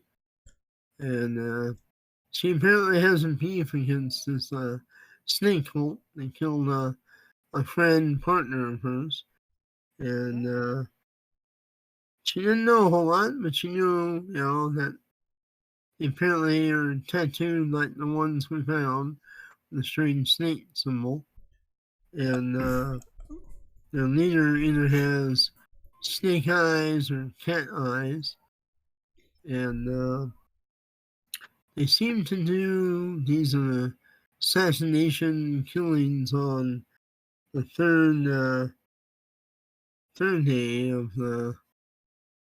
What's every free day? Not third day. Yeah, every 3 day. Yeah. Yeah. Free day. It's basically every Friday, right? Friday, free day. Yeah. So basically every Friday. So that's tomorrow. So Is it? so there may be one tomorrow. What's the princess plans? Let's go talk to the princess. Find out Yeah. what her plan is. Yeah. So we definitely before we need get to- too far, Deglin, you get back and you and Ronnie are able to go speak with Sergeant Battlehead Yes. regarding, I know you love his name. Sergeant Battlehead regarding the prisoners that you guys took. And as you arrive, he sort of looks at you and, oh, so the prince's heroes have to come ask me for information because the prince's heroes require my aid, i.e. the aid of the soldiers what were defending the crown already until the prince's heroes stepped in the way and tried to make names for themselves. They came to me now. Is that what we're saying? You're wanting information from me then, are you? Of course, Master Dwarf. You're the only one that could provide such. As he kind of looks and, aye, okay. Not sure how to deal with that, him being an asshole to you and you not to him. As he sort of stops and looks and goes, well, your prisoners are dead. Just so you know. They was Did they being... give up anything? It's the only thing they kept saying before they had some sort of a capsule in their teeth that they bit. And next thing we know, they was a convulsing, and then before we could get the clergy there, they was dead as doornails. But they kept saying something about Mama will have her way, or Mama will do this, or Mama will do, I don't know. Maybe they was just pissing themselves, crying for their mama whilst they died. But I do know that's about all they told us, is that Mama was going to have her way, or Mama was this, or Mama was that. That's about the most we could get out of them.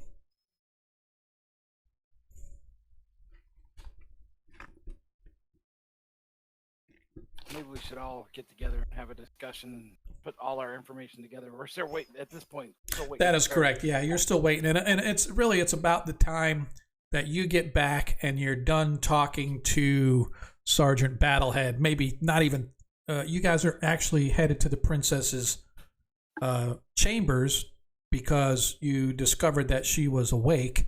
And as you guys are sort of gathering, Varys manages to show up maybe about 30 minutes after you guys arrive back to the princess chambers. So he arrives, he kind of tells you what he told you regarding his interaction with the guild. In the princess's bed chambers, you can see that there are a couple low-ranking clergy of the faith of Moradin, as well as a human individual who is wearing the vestments of St. Cuthbert. And so he immediately recognizes Zadkiel as he steps through, and he goes, brother of the faith, it is good that you are here to aid us in our protections on the princess. The High Father surely blessed you to be and guided you to be in the right place at the right time, for if not, things could have been much, much worse. Welcome. And he sort of returns to his attending. You see that the princess is sitting up. She's pale. She still has dark circles under her eyes, almost as if somebody who didn't get sleep. You know how you get that really, like, I'm just exhausted. You got dark circles under your eyes. Her hair is still kind of matted from sweat of some, while she was sleeping. You guys sort of saw that. But again, you could see that at least she's nibbling on some food, sipping at some cups of water or other drink. The clergy of Moradin have come in and they've set up, they've done their incense thing and burning that. And the priest of St. Cuthbert has said a prayer over her. holding her hand. Obviously, St. Cuthbert is a faith that she might follow, as opposed to, the dwarven deity of Moradin. Although they are providing services, that's not her faith. So apparently they brought in at least a faith that she follows. And she looks up, she goes, it's just very softly and quietly and almost like in an exhausted voice. I am told that I am to have you to thank for me being able to yet live. So, good sirs, good elf, I wish to extend my thanks to all of you for your services to the crown. You shall be handsomely rewarded for your diligence in this matter. And she sort of sinks back into the pillows. Alyssa, her attendant, obviously, wiping her down and sort of helping her and whatnot. She sort of looks up as the clergy sort of depart to kind of give you guys the room. So, as I told you, the princess has already told me that we are to not deviate from her already planned schedule. So, although this evening we are unable to attend what she was originally going to be of a viewing of soldier work out in the courtyards, the Prince Corand has seen fit to cancel that. Although tomorrow, if the princess is up to it, she will once again begin her daily schedules, most of which is here at the castle, meeting with some of the other dignitaries and delegates from the other states. But tomorrow evening, there are plans for the gala over at the head mine master's abode. I believe his name is Master Durgan. He is opening his home for a feast in the princess's honor. So this will be our first true out of the palace event. And so tomorrow evening, at the latest, we shall require your services to escort the princess and act as her guards while we are at the gala. Would she be willing to go to the gala in disguise so that we can sneak her there instead of going out in the procession? The princess sort of sits up. I understand your concern, but I shall be fine. No, I shall not go. If you're not up to the task, I'm sure the prince has soldiers that are. Well, I'm just trying to make it. And yes, well, I very much appreciate it, good sir. And I am aware that everybody is concerned for my safety, but... Well, the assassinations are taking place on Fridays. Or Fridays. So... And tomorrow's a free day. Oh. So you are assuming that I shall be assassinated tomorrow? Well, they may attempt again. They may attempt to capture you or take you. Then you shall thwart them as you did last time. As I said, if you are not able to, I am sure we can find sellswords within the city that are That's able. not what I'm saying. I'm just saying to have some precaution is all. Then take your precautions, but I am the Princess of Keoland. I do not bow down, nor do I shy away from danger. And that is fine, my lady. I will be there to protect you. I'm just Thank you. want you to be aware of what's going on. There might be ways we can make it even safer. That's what I'm. We can use magic or something too. Here's a question: Mm. Have you gotten any death threats from any snake cults recently? She sort of bristles at the term snake cult. She goes, "No, but this snake people cult, whatever you wish to call them, they haunt my dreams." Have you seen them before? No, never. But they're in your dream. Yes. Telepathic attacks? That? maybe, or something in that poison. True. Did you have these dreams before coming here? No. Again, I have never. The attack happened. I saw a flash of a figure. I felt the sting. I looked, and there was a dart in my chest, right above my heart. And that is all I remember. And I awoke just today. But You saw the figure of the person that shot you. it was a figure. It was had a mask, but I will never forget those eyes. Those Snake eye. like a snake or like a cat, Bingo. but they were cloaked and masked, and then that was all I saw. I could not recognize it other than the eyes. Well, But that was Mama. we'll have to. Well, that was probably their leader, or at least one of their leaders, because that is the information I have that one of them has snake or cat eyes. So we'll have to take a. I suggest you, attend the galley. Do what you want to do, but we should see about doing some scrying or magical protection on you as well as our physical protection.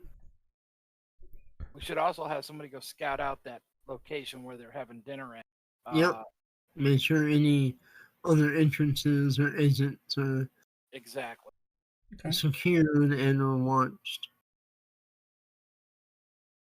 Okay. No one without an invite is to enter. And those with an invite are to be searched. Oh, yeah. And we should probably have a contingent of palace guard to go with it. Man, certainly wouldn't hurt to have a few extra. Yeah, if she doesn't want to go incommunicado, then we have to go with as much force as. So the princess sort of lays back, and you see Alyssa beginning to attend to her, and she takes a little vial and she pours some liquid into it and mixed with some water, and she goes, "Here, princess, drink this. This will calm you. This will help you sleep for tonight." And she sort of gives it to her, and she's like, "Yes, I need my rest." Ask the handmaid, where did you get that? Oh, this is the princess's own. We brought this with us. And you've had this before, princess? She goes, "Yes, Alyssa takes care of me. She's taken care of me for years." Okay. Just verifying. We don't want anything new being introduced to the environment. And she sort of lays back and settles back into the pillows. As Alyssa looks up, she goes, "I have known her my entire life. We grew up together. She not only will not go in a disguise, but she will demand the pomp and circumstance of a guard retinue leading her in her carriage as she moves through the city and out of the city to the Durgan mansions."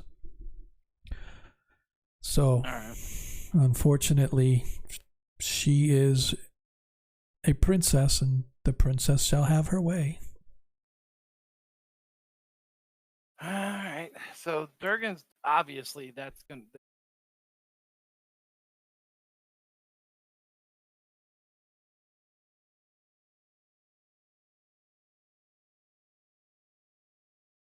Without everybody, handmaid hearing this. Okay. Is there any windows in her room? There are. There's a large set of windows that push open onto a balcony that look out over the gardens behind the palace. Hey, maybe we should put like a tripwire or something. Better than that, I'll cast fire trap on the window. Okay. Burn down the castle if somebody shows up. Got it. Well, The heavy wool, thinking the, something a little- the heavy little wool low curtains tech. catch. Little trip snare, something like that. No, sound fire bell. trap's fine. I mean, you could do that. It's not going to burn down. If you put it on the Yeah, inside, or- it might catch the curtains on fire. But if you put it on the outside, it's like as not to not catch the palace on I fire. would prefer the outside DM. Got you. Where's the princess? I don't know. In the fire trap, I guess. Oh no! Oh, Burnt the God. princess to a crisp. Tennessee. So as they escort you guys, so Ronnie, are you gonna? How long does that last as a fire trap for? Permanent DM until discharged. Gotcha. Now, is there a trigger that can stop it? Like, what if the princess wants to go out and step out onto the balcony? Well, it would, if you cast knock or wizard lock on it, wizard lock will 50% chance of discharging it or negating it. Okay, so if she doesn't cast wizard lock and the princess wants to go out onto her balcony, She will set it off. got it. So let's verify she doesn't do that. Why don't we can just tell her that we have fire trapped the door and she needs to not open it. The window.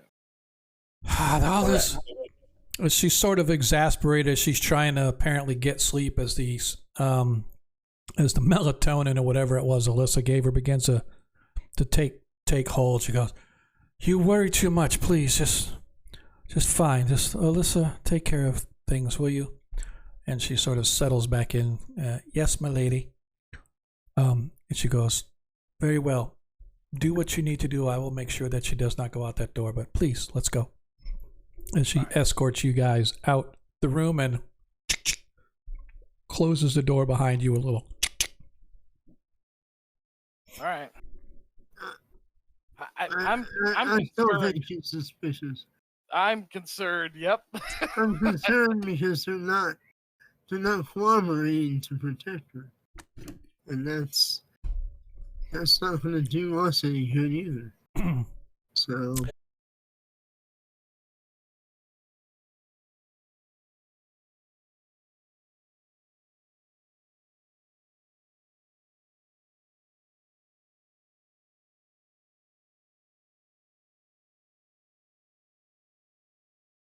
Of 10 soldiers. 12 if you include the 2 that are riding in the carriage, that are driving the carriage with her.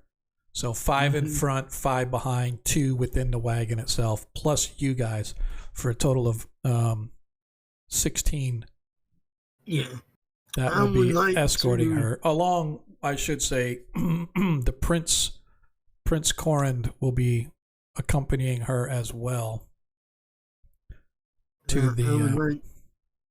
Okay, I still have some ideas I want to run here. So okay, yep. So now it's your guys are making your way back to, let's say, oh, you can do it at the palace, or you want to go back to the Double Rose. It's up to you guys, whatever you want to do. well, I wanted to talk to the sergeant guy Okay. or the prince himself. Okay, well, the prince is probably a little less likely, but Sergeant Battlehead is definitely available to discuss whatever plans or thoughts or whatever you guys may need. Well, I want to know, can either Ronnie or Declan cast protection from poison or protection from like normal missiles and put it on her That's I smart. before she goes into the party? Yeah, I don't have anything protective wise. Like I All right. Well, but a shield spell would be great if we had a mage that cast it. that or I can lend her my pair for a little while she's in the party. Lend her your what? The Oh, your pair- Periad of proof? Okay, gotcha. Yeah. I'm just trying to find ways to protect her because we all can't be like surrounding her 24/7 Exactly. because she's going to want to mingle and dance and all that jazz. so we're gonna have to like pee all over the place. So I mean, I doubt that they're going to actually do the same thing again, but it's possible. I'm not going to put it past well, I them. mean, they may try something else. Yeah, exactly. I think So I they mean, probably know about this dinner, and they're probably casing the joint, trying to figure out. there's probably somebody inside house, Oh yeah, which we need to sort out. we gotta. We need to weed them out and draw them out too. Yeah, Somehow. and we also need to protect the food that's. Yeah.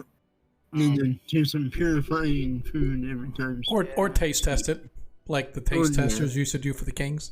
You eat it. Yep. I don't want to eat it. Somebody's trying to kill him. Yep. Is there a cleric spell that removes poison? Purify food and water. Yep. Yeah, purify food and water would get rid of poisoned or otherwise. Yeah. I have that as on a scroll. Purify I food. suggest you prepare it for tomorrow. Yep. Have it prepared multiple times if needed. Well, once you read it from the scroll, it's gone, right? No, but pray to your. That's what. Don't you guys pray for your spell? Yeah, but usually it's the same spells, isn't it? Can I change it up? Oh, you can change your spells at night. Yeah, you can change whatever spells you want. Oh, to anything. Yeah, anything that's a clerical spell that's level available, you can pray for that spell that night. Magic users are different. Magic users have a set spells that they've got in their book. Priests just pray for whatever spells they want, and they typically get those spells. Same in every edition of D&D. Yeah. All right, so that's what I'll do. I'll probably memorize that spell or pray for that time. Yeah. If you can get and the protection, it's either of the two protection spells. Yeah. Those would be good too. Well, I have like protection from evil, but I don't have anything. Yeah, I don't know if protection from poison or no missiles is available. They might be higher level. Yeah, I think as far as the spell goes, I don't think clerics get like protection from poison or whatever, but you can create a spell that does, or create a scroll that does. But protection from evil, neutralize poison. I have neutralize. Neutralize poison's a 4th level. Yeah, I have that. Actually, it's one of my memories. So Yep. Mm-hmm. Yep. So, yeah, you can do up to 4th level spells, right? 5th level, actually. Okay, so Atonement, Commune, Cure Critical, Dispel Evil, Flame Strike, Insect Blade, Plane Shift, Quest, Raise Dead, True Sing. So that's about it. Are you using Unearth Arcana? No, just the. We are using it. I'm not looking at it right now. So if there's spells there too. All right, I'll have to pull that out. Yeah. So, all right. So you guys, so you want to talk to Sergeant Battlehead about that, or something different you wanted to talk to him about? Yeah, I want to talk to him about that to see if he or the prince could convince her to let us, if it's possible, put protection on him, or see if one of the clerics of Mordecai can do it. Well, we can ensure that there are protective magics on his lordship and her ladyship for sure. And I think that your overabundance of caution is well suited for this occasion.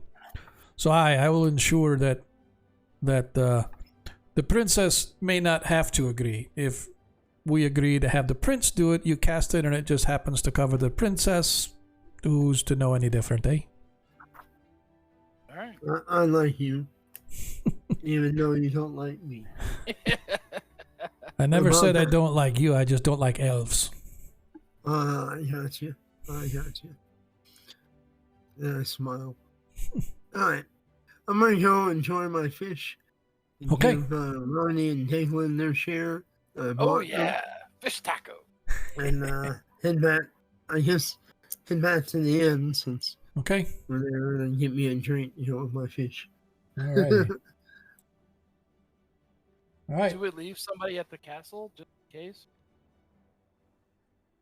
We can leave the Paris and the wizard and Ronnie, not Ronnie, but the paladin if he wants to stay. Stay. Paladin staying? Staying at the castle or going back to the Double Rose? Well, as long as if they're advised that they're not doing anything evil, I will go with them. Like, anything. Thanks, bad. card man. Yeah, he gave us another nat 20. Yep. Party has another nat 20. All right. Hopefully that'll come in handy. Yep. Like I said, I don't know how much combat we'll get tonight. We might get to some. Who knows? You never know.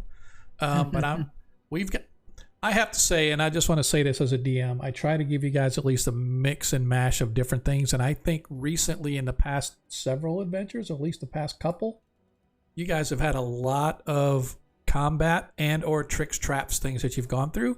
So I thought, hey, why not an urban setting, a little bit of investigation going on? I think this would be kind of fun, a little bit of role play going on as you guys work your way through what the hell's going on. And then if combat happens, combat happens. I mean, you had some combat with the cultists, who knows? Maybe you'll get lucky and meet them again. Yeah. So that's why I'm tripping. all right, so we are going to then leave the paladin in the princess's chamber. And Well, I don't think he'll be allowed to stay in the chamber. Oh yeah. actually, it's over here on this side, and this little wing right here is where she is staying. And that's why I said it overlooks the garden here.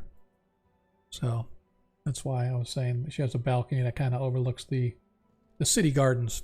Those are city gardens, by the way. That's not just a palace gardens. That's actually city gardens. So that being said, the rest of you head back to the Double Rose. Yeah. All right.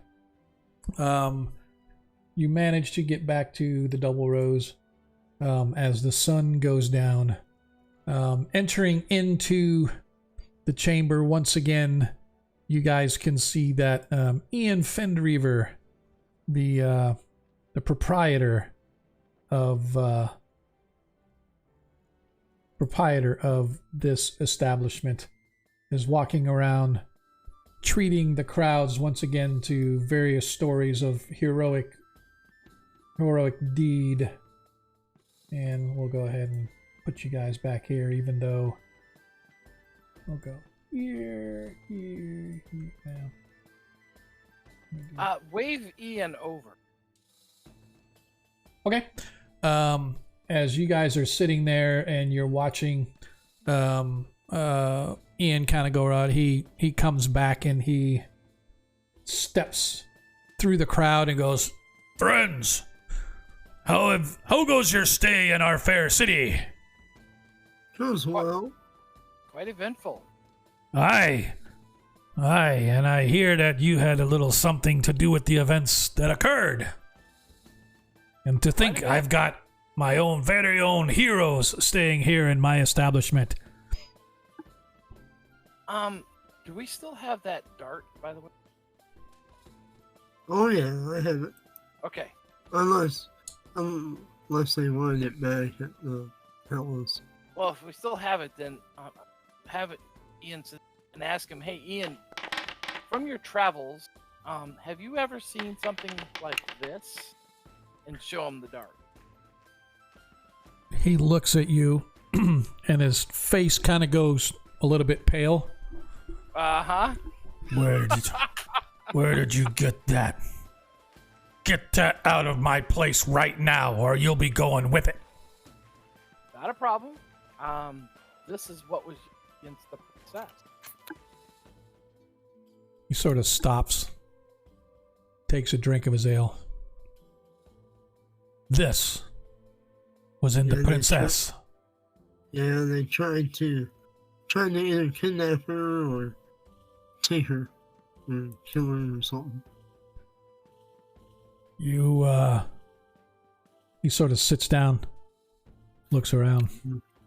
We've been hired by the prince to protect her. You're sure as dead then.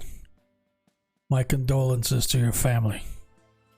You don't want to get involved with these creatures if that is what I think it is. Well, they're here in the city because they're doing these strange assassinations. So Kind of looks. we're going to put an end to evil folk. There's no end to this evil of these folk wail upon people. They come like waves in the ocean crashing upon a beach. Of even the rocks eventually give way. Well, then We can drive them from the fairs with your help. Wow. you look at me. I've barely got a leg to stand on. What help can I be? I got stories. I got drink. I got nothing left in the arms. Sorry, boys. You're on your own with this one. you got knowledge, though. I faced them. And I lost.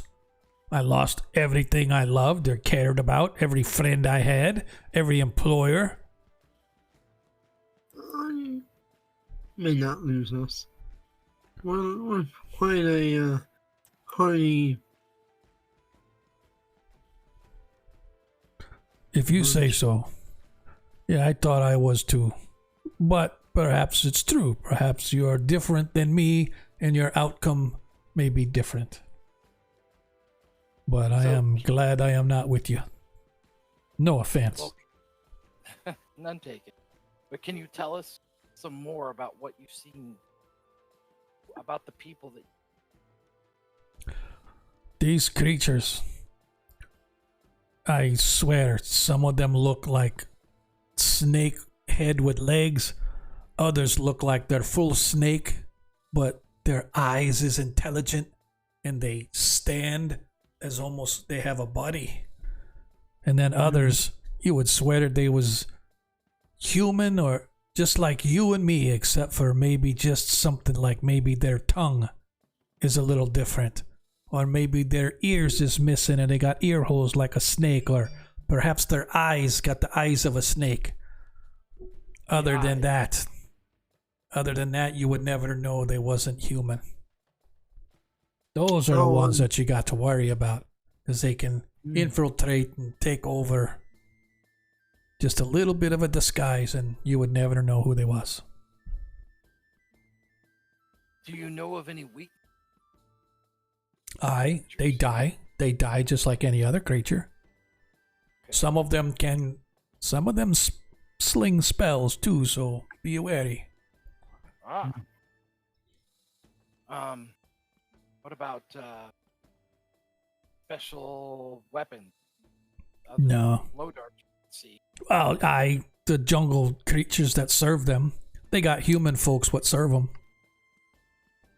Some of the tribes, they have blow darts and stuff, but mostly these creatures, they can fight just by themselves with their magic.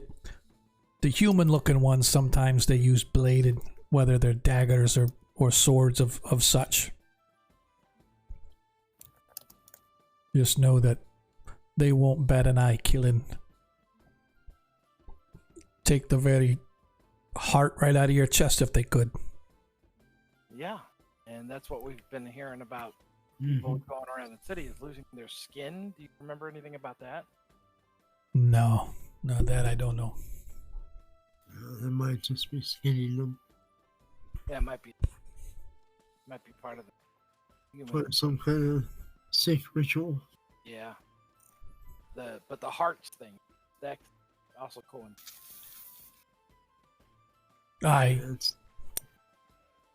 So They sacrifice it to their god. They believe that they can awaken their god if they kill enough souls and feed it to their god. What do they call their god? Mother? Mother? No. No? Mother effer? No, I never heard them. You heard the phrase mother? Yep. Nah, never heard mother.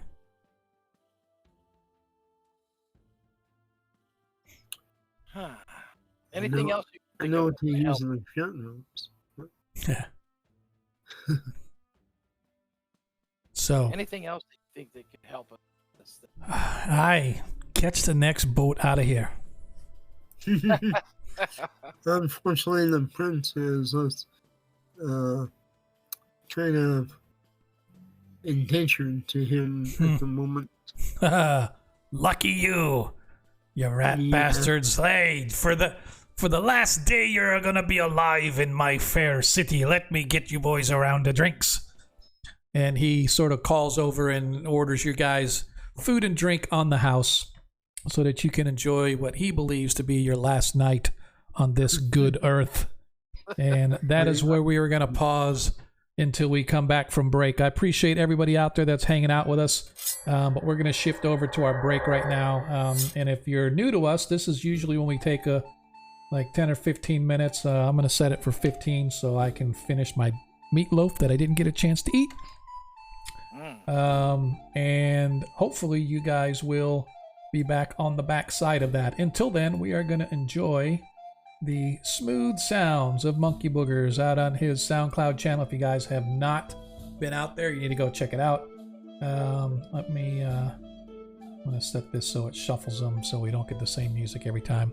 But we'll be back in about 15 minutes. Just watch the counter, come back in a few minutes, and you will see us shortly. I appreciate everybody that's been hanging out with us. Appreciate all the love with the Nat 20s that have been thrown out there.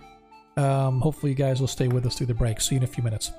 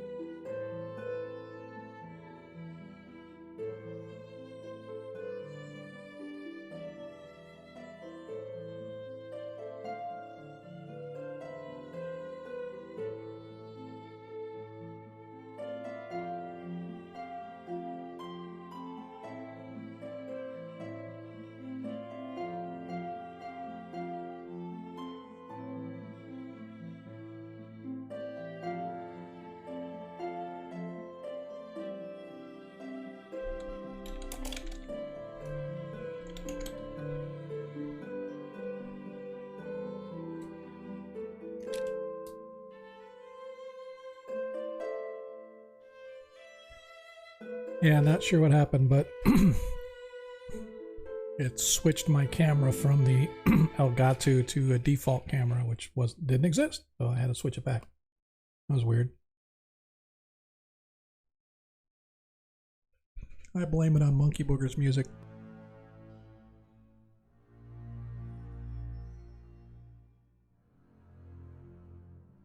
Appreciate y'all hanging out with us during our break. We'll be back in a couple minutes, like 2:23 or give or take.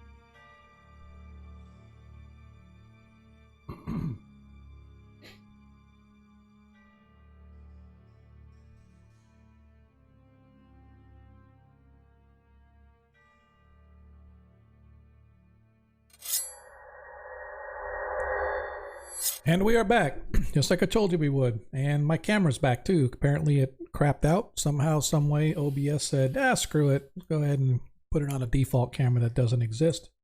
Appreciate whoever called that out. I didn't see, but Lando, thanks for passing that along. Just had to go reset the default camera. So here we are. Welcome back, as I said. If you have just joined us, our party is currently knee-deep in investigating this apparent snake cult of some kind that had an assassination attempt of some kind, or perhaps a kidnapping attempt on the Princess Jessa Scotti Lazal, the second daughter to the prince, or to King Kimbertos Scotti Lazal, the king of Kioland, whilst she was visiting the city of Gryrax, which is the largest port city in the Dwarven Kingdom, the Principality of Ulek, that the party has found themselves now in the midst of this investigation of ne'er-do-wells. Why are they involved, do you say? Because Lando just can't keep out of jumping off of balconies to go save the dashing princess or something like that. And the druid just can't keep from being a butterfly bird thingy that likes to flop around and appear before people in the middle of a combat situation. So the party has sucked themselves into it, but it has been fun thus far, I think. Excel, thanks for noticing that my camera crapped out on me. I appreciate that, brother. But we are back now. And party has what? The princess woke up. So while you guys were at the apothecary, I secretly messaged Monkey and said, hey, dude, when the party gets back, let them know that the princess woke up. Apparently, Monkey doesn't check his emails because he didn't tell you and I was forced to tell you. But that's okay. Totally okay. It's the downside of online stuff if there's like 10 different places you have to look to get messages and stuff. So probably could have sent a private message on Forge, but I don't know if Monkey's watching Forge either, because he's rebuilding his house. He has decided that he wants to be a carpenter, and so he's moving all of his furniture outside, and he has single-handedly ripped up all the tile in the house. And once that's done, he's going to lay the new flooring, the base flooring, and then he's going to come put all new laminate in his house. And then he's going to put a new roof on it, and then he's going to redo all the plumbing. So if you guys really need work done, just go to Monkey Booger's stream channel and just bombard him with messages on how to fix it yourself stuff, because he is the guy. He is Mr. Do It Your. He is almost as good as Ty Pennington. And if you don't know who that is, then it doesn't matter. But he is the Ty Pennington of Twitch streams. So I encourage you to check out his channel and bombard him with all those questions that have to do with fix it yourself stuff. This old house, exactly. Because apparently Monkey has moved into the money pit. I'm just saying. I'll just put it out there. He is and when he's done redoing it, he's gonna remake the movie The Monkey Pit Part 2. Instead of Money Pit, we're gonna call it the Monkey Pit. I like Monkey Does Dallas. I didn't want to go there, but if you live in Dallas, you like the Dallasans. So anyway, as we come back to where we were, our party has been investigating this cult, trying to get any information that they can. They visited an apothecary to kind of discuss the venom that was used to inject into the princess that basically put her into a coma, or could have killed her, but they're not sure. But the priests, the clerics of Moradin, managed to fend off the worst of the effects, and all she had was sort of a rough night's sleep. And so our party has also done a little poking around in a couple other places, including but not limited to the Fish Wrap, which is a small tavern down on the docks where Varys connected with one of his own. One of his own being a guild member, and she managed to pass a little bit more information along to him. And so here we are. Yep. And party, as we are back, not together. Zadkill, you along with Barris with a B, and Lindrin are at the palace, not in the princess's chambers, but you're in the palace, at least nearby. And Deglin, you, Varys with a V, and Ronnie are all at the Double Rose, having just had a little bit of drink and conversation, and now food passed along by Ian Fenreaver, the owner and proprietor.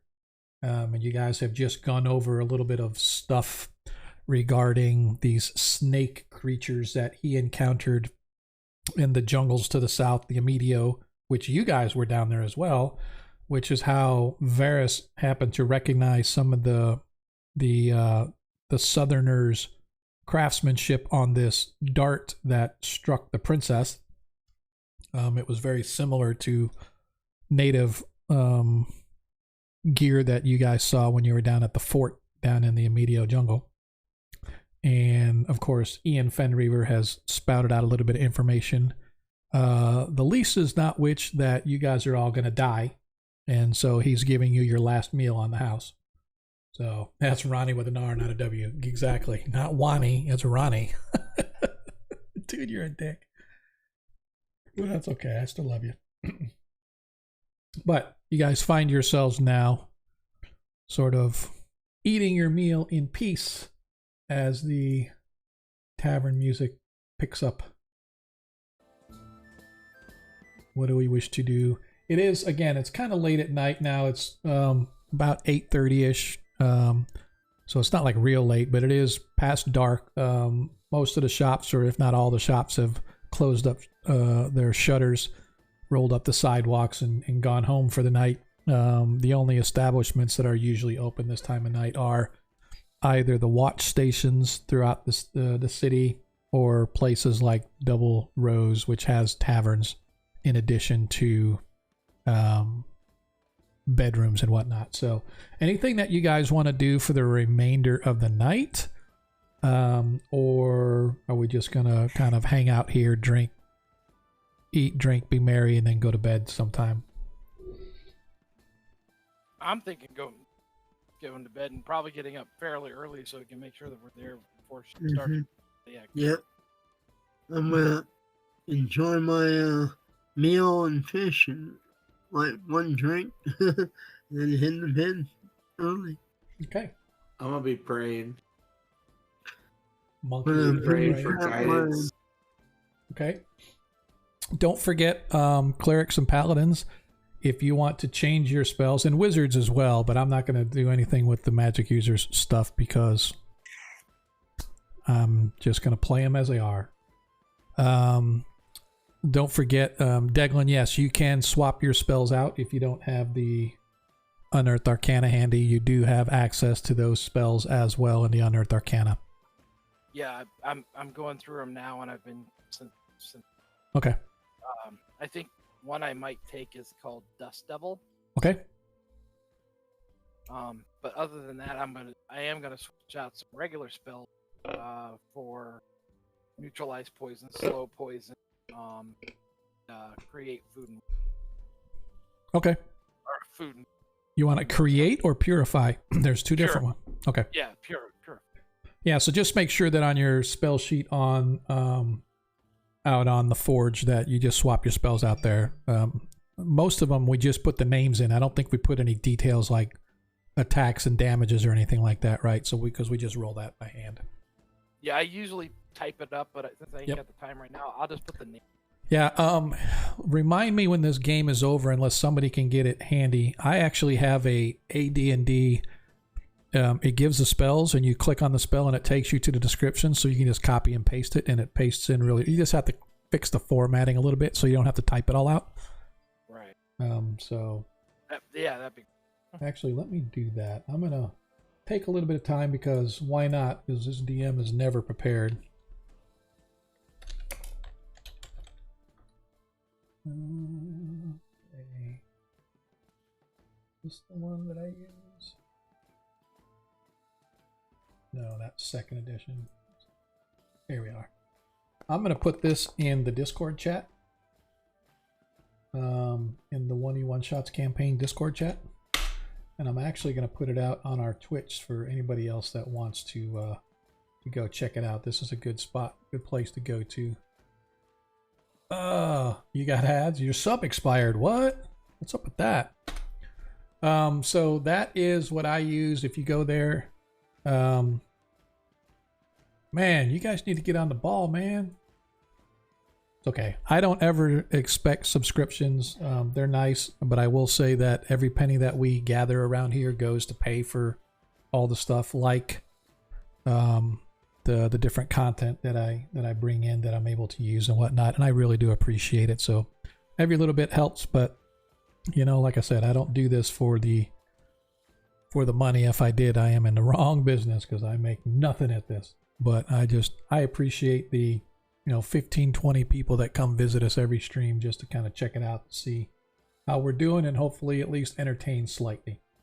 So that being said, you guys finish up and you carry on through the next day. So that's all I'm going to do is I'm just going to carry us through to the next day. So let us do. You want to get up early. So what time is early? What time you want to get up? Before sunlight. Okay. So it is roughly 4:30 in the morning when you all wake up. Your spells having been refreshed by your deity as you spent the requisite a period of time praying mightily that you are able to receive the blessings of the fathers upon you so that you can use it during this upcoming arduous day where you're going to have to follow a teenage princess wherever she goes in hopes that there is not another assault on her life. But as I said, it is early in the morning, prior to sunup. Downstairs, the inn has already begun to prepare for the day's feast as the cooks are heating up the kettles and the ovens, and the bread is beginning to get baked.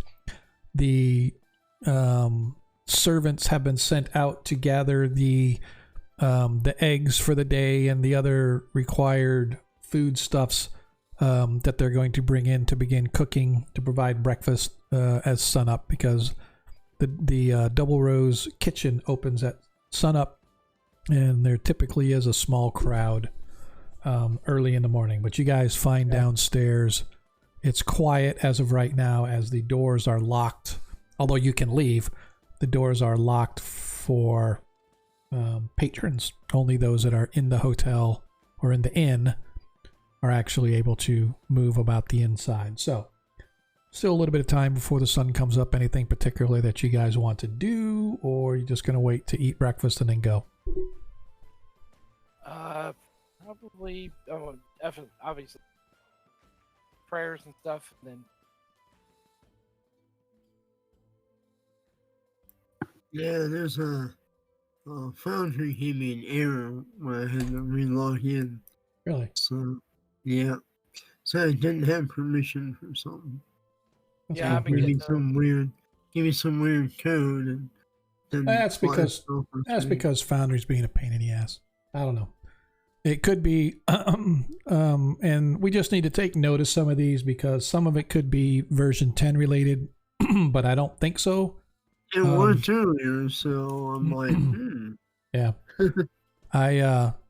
If you see an error and you can screen grab it, like, just hit control print screen or something like that to kind of capture it, because that way I can use it to kind of check and see if it's a module related, because I'll just disable the modules as they go, because I went and I only allowed those that I knew were working in V10. So, but there was a couple that I had to that were like, oh, it's like 9.8 or something like that. I'm like, hell with it. I'll just go with it. We'll see what happens. Anyway, so you guys gather in the morning for your breakfast. As you're down below, you get to be some of the first ones served. There's only about 8 or 9 people here early in the morning, and everybody is a patron at the inn as you find yourselves sitting together around the table. Anything else in particular, like I said, that we want to do, or are we just going to have breakfast and head over to the castle? That's my plan, unless you drop something on us, DM. You want me to drop something on you? I got a big 200-pound rock just ready to go. The thing right. I got a reinforced umbrella. Okay. There's some mistletoe on that. Right. So, if there is nothing further that the group would like to do, you find yourselves heading back to the castle.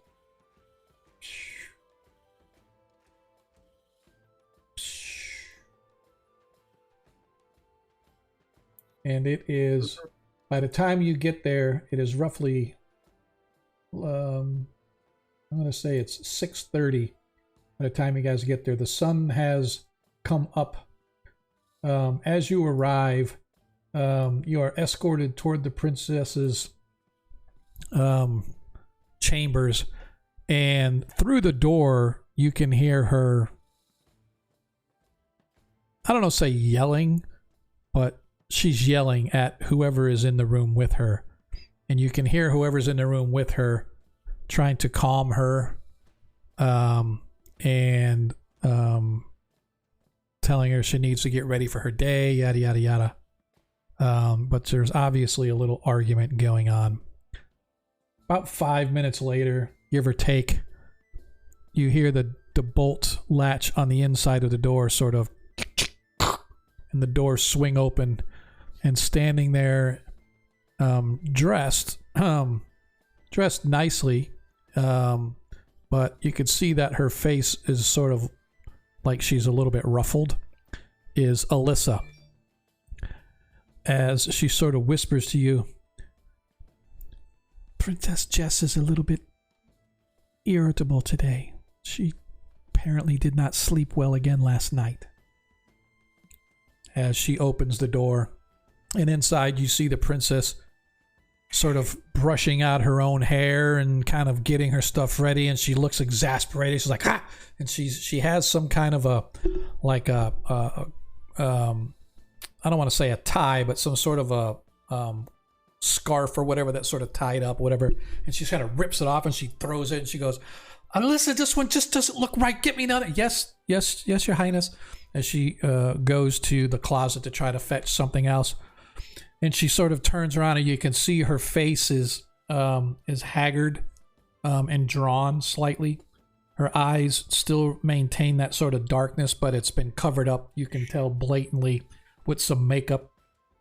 She's dressed nice enough. She's looks comfortable, not for a ball or a gala or anything like that, but just probably a typical day out and about or whatever. But she just has this really irritated look, and when she sees you, her eyes kind of narrow and they kind of roll, and she's like, oh, goody. And she turns back to face the mirror and goes back trying to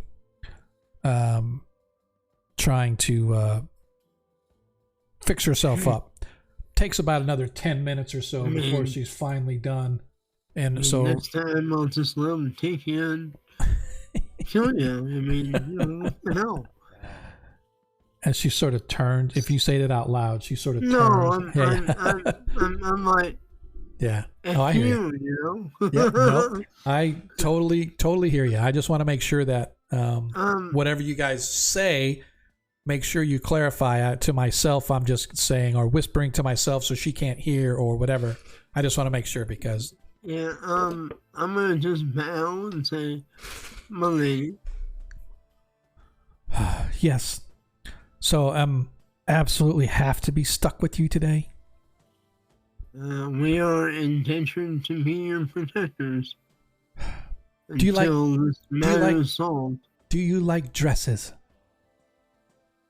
I like seeing you in a dress. It is very lovely. Oh, haha. Yes, I am sure I look quite stunning in this shit garbage that she's brought for me today. And she sort of looks over at Alyssa, who kind of stalks back a little bit. She goes, I'm sorry. Dear Alyssa, you know I love you. I'm sorry. I should not have spoken like that. I will be okay. I will be okay. And she sort of presses herself down. And would you mind giving us a moment and telling us what happened? Did you have nightmares again, my lady? Yes, ever since I've come to this accursed city, I've been having these dreams of creatures. Well, we're working on trying to get to the bottom of it. But the more we know, please do. It might be more helpful to know if you see any pattern to your dreams. It might give us a hint or a clue to find these culprits. I don't know what I can give you more than I already have. I have dreams, I have nightmares, I wake and I can't remember hardly anything. I remember these snake things, and I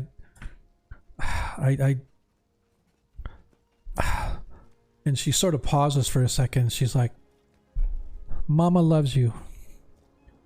That I remember that from my dream. Other than that, I don't know. Okay. Mama loves you. Isn't that exactly what cultists said before they died? Give me an intelligence check. Give me a D20 and compare it to your intelligence. Everybody or just Declan? Declan. Yeah, under. So exactly. Yeah, so your intelligence is an 8. Yes. Get out of yes, here. It is. That's awesome. That is awesome. Yeah, it's so nice to have real characters instead of like 18s across the board. Deglin, you're like, Mama loves you. No, that's not what it was. Mama will have her way. Mama will have you. Mama will have her way. Something like that is what Sergeant Battlehead told you that they said. Huh. Okay. So, but it's still very similar. Very similar, yes. At least the mama part came out. So, You know, if we get a chance, I'd like to go talk to the priests again and see if they've ever heard of a deity, cult leader named the Mother. okay. Well, I mean, it doesn't take all of you if you wanted to go by yourself or whatever, and then the rest of them could stay in guard or whatever. It's up to you guys. Yeah, I want to head back to the apothecary before the princess goes on her daily routine today. Ask Alyssa how long she's gonna. Yeah. So first, we go down and we have breakfast with his lordship, and then the princess today had hoped to do some shopping. She has heard wonderful things about some of the dress shops here, as well as she was very interested, as I told you, back home. King Kimbertos calls her his warrior princess because she is indeed strong in the ways of the sword. She never let her brothers get the best of her, so she forced the battle masters to train her as they did. But she very much wishes to see the Museum of Armor she's heard so much about. So those are our two places. So after breakfast, before lunch, perhaps 10 o'clock, we intend to be leaving. And then I'm not sure how long before we return this evening. We may have lunch or even dinner in the city. I thought we were going to that other place. Oh, that's that's tonight. That is tonight at 8 p.m. We are to be at the Master of Mind's home, Master Durgan. We are going to his home, but we may have lunch at least out in the city. So we will be back here by 6 o'clock. That's when we have to be back here so we can prepare, and then we will accompany His Highness to the Master of Mind's home, where the party is to be held in her honor. All right, I'm going to take Alyssa to the side a little bit, kind of whisper to her and say, I know she's the way she is, but going out and walking about the city is not a great. What if we were to bring some of the merchants, dressmakers, here? Trust me, we have had this discussion, and I'm sure you heard the result. Is that what she was screaming about earlier? It did not start that, but it ended with what I was trying to dress her with. But it began with, she refuses to be a prisoner in this place. That if the king of an entire country cannot protect one person, why would her father ever seek to even try to aid a country such as that? And so she would just rather go home than be stuck in the palace forever. So there's a political angle. Well, the political angle on why she was invited here was so that first of all, she just wanted to travel, and second of all, she's here visiting as part of being an emissary to the principality. And so she came here, and the principality is hoping to get in Keoland's good graces so that they will aid the principality in the form of troops and a navy.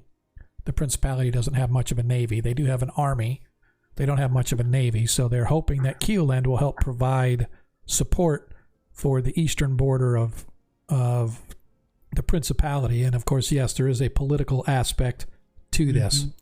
And being a princess, being used to being able to go pretty much wherever she wants, albeit under escort or with soldiers guiding or whatever, she's still able to go wherever she wants. And she refuses to be stuck in the palace. And so I guess that was a non-starter from the beginning, and it really set her off this morning. So I mean, I can understand the Museum of Armor. We can probably work something on it. That's just one look. Going to multiple locations in the marketplace, that's almost undoable. She's bound to get attacked at that. That's how you guys get experience and level up. yeah, well, I'd like to hustle to the apothecary while she's having breakfast and still preparing. Okay. And then come back and we'll do the escort. I mean, everybody else can stay here. I can go by myself. Yeah. Yep. While you're doing that, I'll go down and talk to the priest. Because I can disappear and not be followed. Okay. All right. So we will start with you, Varys, as you make your way to the apothecary. I would like to, once I'm outside the palace, disappear, so I'm not followed. Okay. And I'm just going to move. I went ahead and moved you. All right. And then I'll reappear like a block away from the apothecary in like an alleyway and then come out. All right. So you get there about 7:30. So it takes you about a half hour to get there. Now that you know how to get there, it's much quicker. Zipping in and out of the various ways, you finally find yourself at the Ravenshawk apothecary once again. Just as he is opening up, you see he's flipping his shutters open to allow light to come in the window. And as he sort of turns around and sees you standing there, he kind of starts a little bit to go, "Oh, well, hello there. Good morning to you. I did not expect you so early, but come in." Got work to do with the princess. Don't have a lot of time. As he pulls the door open, Varys, you feel something dropping on your head. Oh. Like a drip, drip, drip. And you look up and you see the clouds in the sky as they begin to release a small little dribbling of rain down upon you as you step into the building. That's going to make the princess's day much worse. As you Actually, we might be able to. You step into the building. Once again, the pungent smell of the fungus and the rich mulch and whatnot that he's got going. So it's almost like a little steam bathroom as you kind of step in. Because this is really, really incredible stuff you have brought me. I must have this vial of this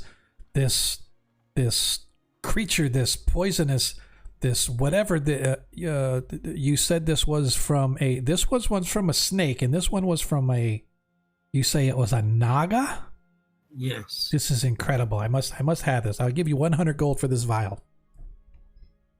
I'd like a little more than that, or how about 100 gold and some potions of healing and an antidote. Of course. First here, and he hands you an antidote. This is for the snake venom. Okay. And this is kind of generic, so it should work on most types of snakes, not specifically to this snake, because this is a wild creature, so the venoms are all very similar. So this should, and so you now have the effect of a neutralized poison spell for snakes, any kind of generic snake, not any specialty snake, but a generic snake. It is going to take me quite some time to fashion something for this naga creature of which you said, which, by the way, it is not the creature that was part with the Toldor mixed with that. Okay. It is similar. It is similar in that they are mostly anesthetic related as opposed to outright trying to kill you.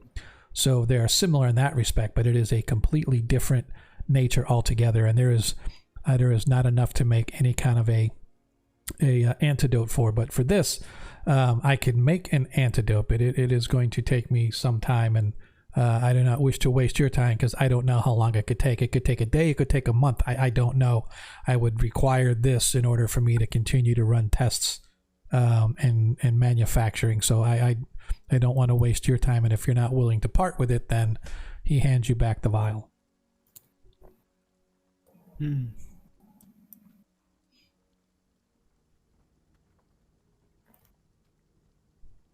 Yeah, if I part with it, I want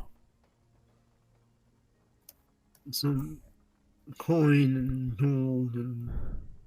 Well, how much coin are we talking here? Well, do you have like potions of healing or anything? I do. I have many concoctions for health and vigor.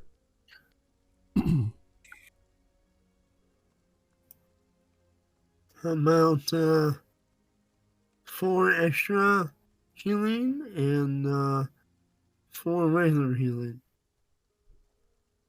And trade that for one of the potions.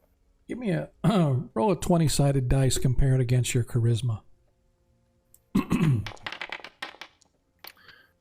Let's see. That was me rolling, not my you. charisma is terrible. Okay. Oh, it's low enough. Yeah. Yep. And you beat him, and so he agrees 4 each for that vial. Nice.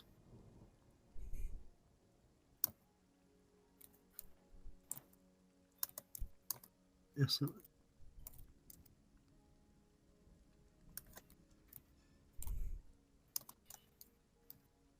Yeah, I'll take it off the treasure list here.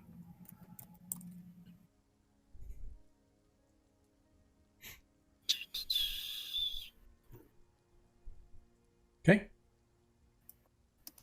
In the meantime, let me 1 second here.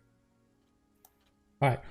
So in the meantime, while you are out doing your business there, back at the castle, Deglin, you go once again to the chapel on the main floor toward the rear, which would be like in this area over here. Okay. I'm sorry, the chapel's over here. My bad.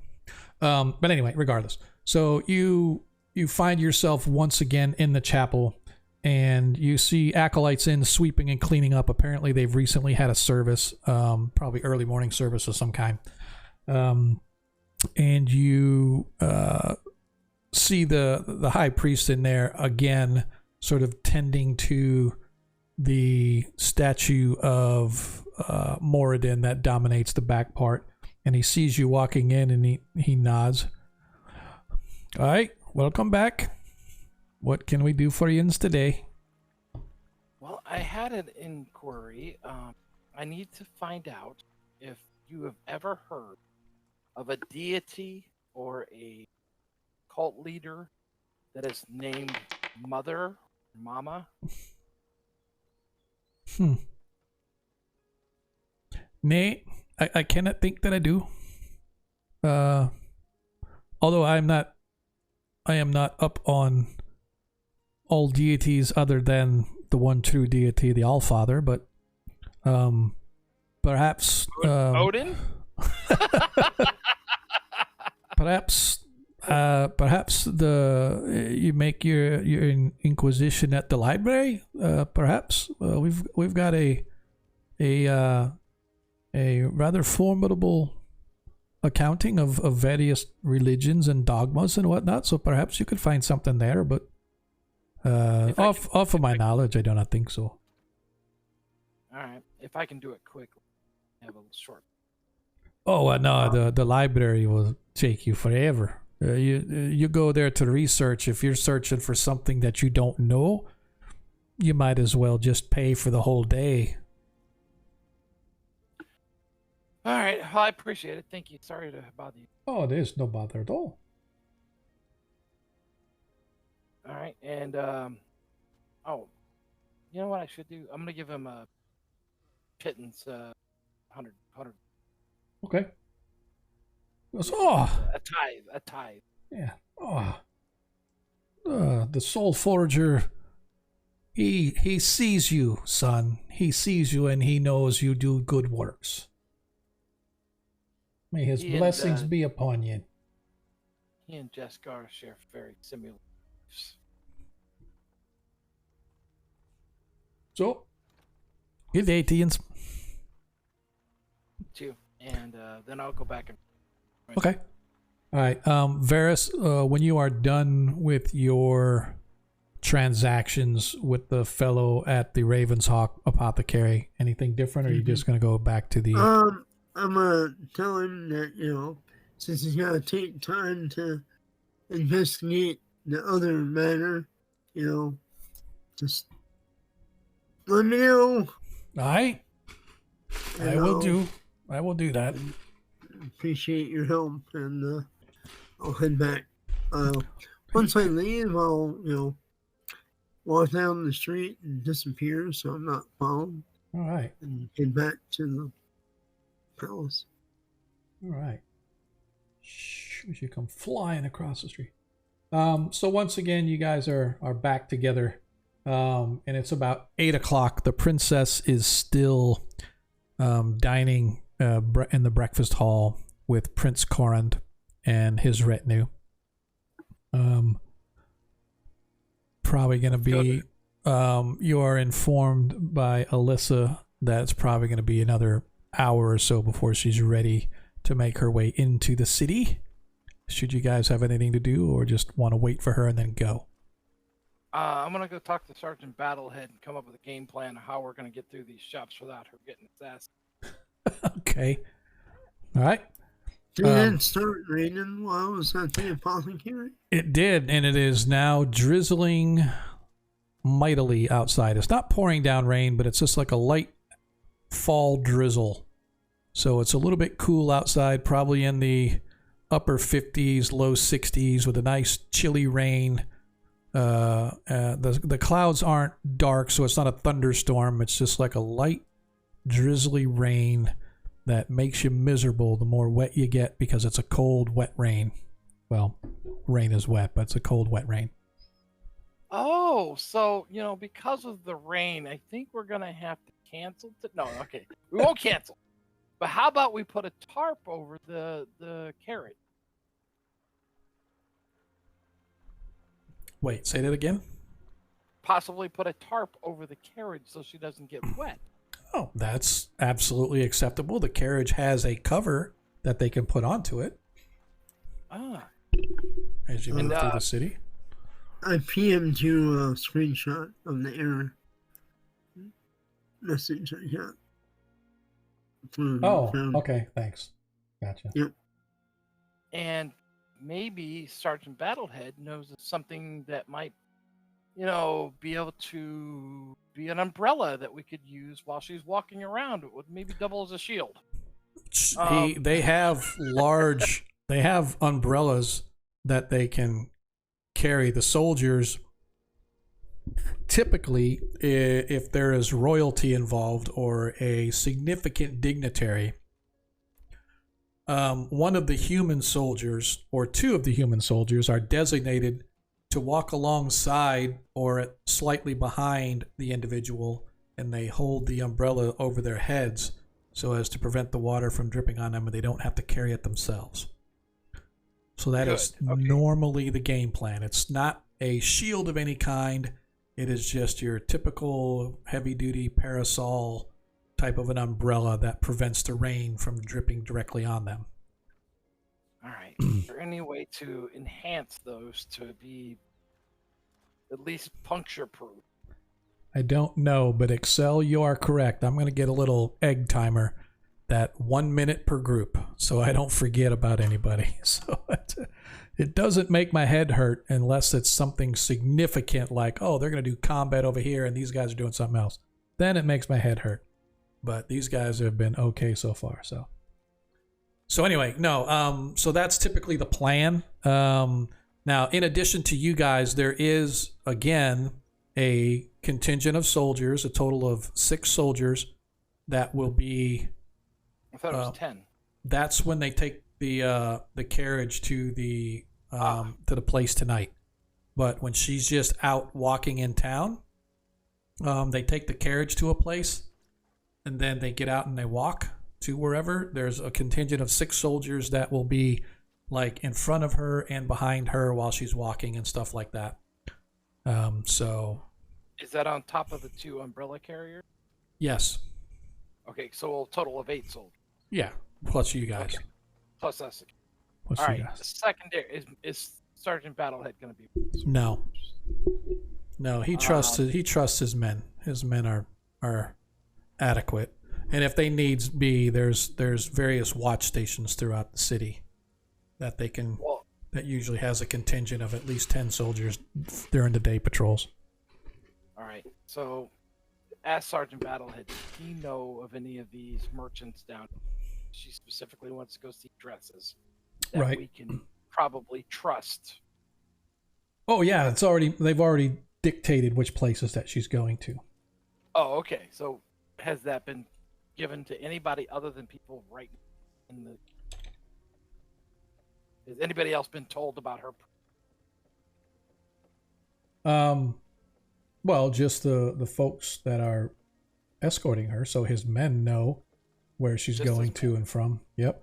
Alyssa is the one that usually has the itinerary for her days and stuff, so she will tell the soldiers, hey, this is where we're going. All right. So, in each place that we go into, I'm going to be performing an act before she walks. Okay. Just so you're aware. Okay. All right. So, you guys make preparations to escort the princess, and indeed, true to what has been said, it is about 10 o'clock when the princess is apparently ready to go. And so you guys all gather in the courtyard and are put. You guys have mounts that are provided, but the princess is going to be in the carriage, and the carriage itself has been fitted with a large covering to prevent the rain, and it has a curtain to sort of hang down on either side of it, so she can kind of peel back the curtain to see where you're going, but at the same time she can close the curtain as well. So 2 guards get up into the wagon or in the carriage as driver and accompanier.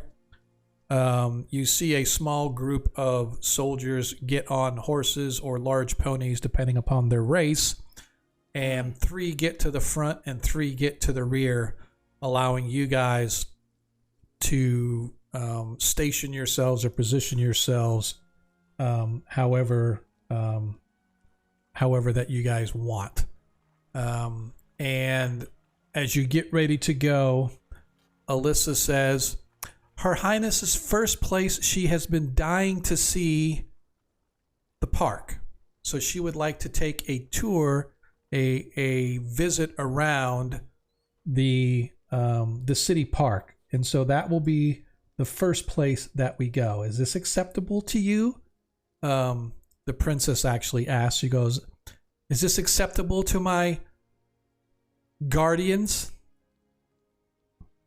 Which, yes, we are guardians, and we think you would probably be safer not going out of the castle at all.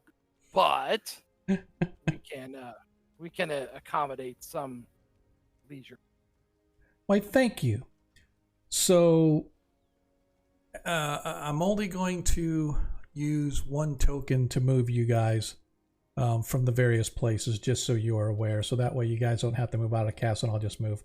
So you guys exit the front of the castle and you go down the main processional, and then take a branch road, and then circle right back toward the castle as you reach the main grounds of the park.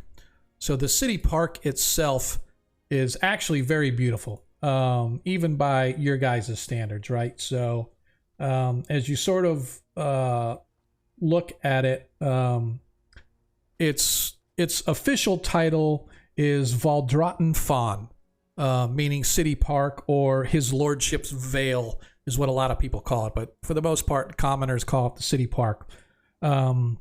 It is open to everybody. It is open to the city, although it sits right on the edge of the castle grounds themselves. And as you enter into the main area, this little circle entry area, you can see there are several footpaths leading off in various directions. One thing that does set your mind a little bit at ease is that you can see a rather sizable contingent of soldiers that sort of man the parade ground. They're very visible, and most of the folks here, I should say, most of the place is relatively empty this early in the day. The folks that are there are that look to you to be mostly groundskeeper types that are sort of maintaining the bushes and the shrubs and the flowers and etc. No druids per se, Ronnie, but they're definitely well-tended plants. You can see that even though it's early in the morning, there are some performers that are beginning to set up shop. A couple of minstrels, a couple acrobatic sort of things going on, entertaining people as they begin to come enjoy the day at the park, albeit it is raining. And so it's not quite as fun, perhaps, or it's not going to be quite a good day for most folks. Let's see. Let's do this. See how that goes. Yeah. There we go. How's that? Got a little bit of rain going on there. And so as you guys sort of arrive, the soldiers grab a large parasol and open it up and escort the princess out as she begins to slowly, painstakingly walk her way in the wide open of the park.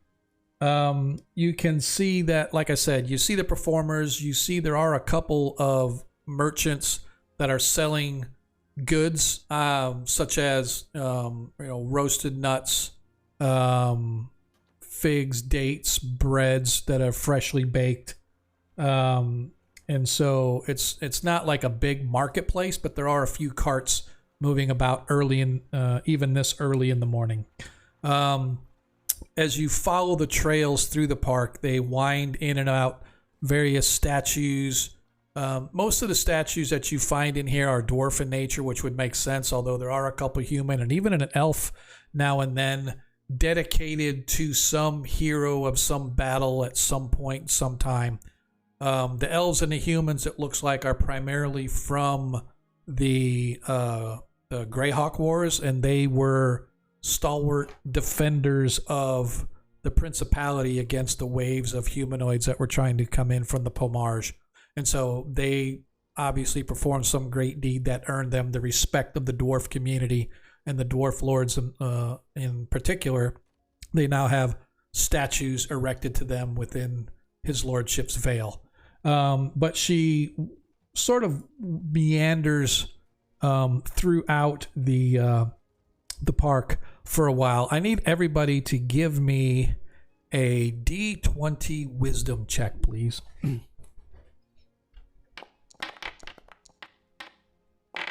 I made it.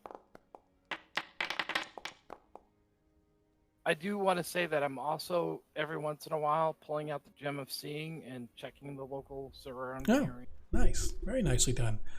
All right.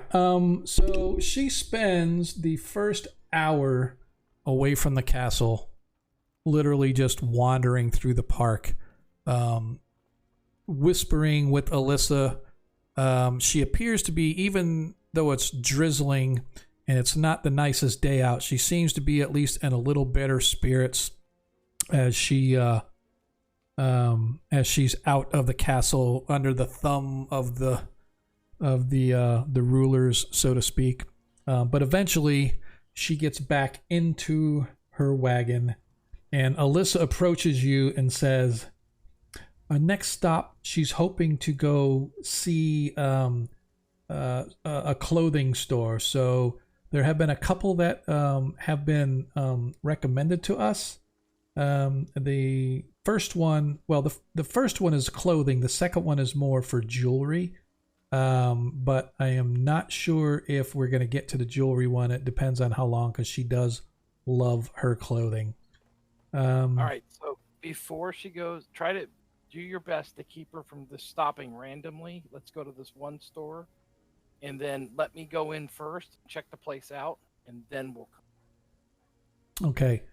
So she says, now, just so you know, although this is a highly recommended place, it's in one of the lower districts of the city.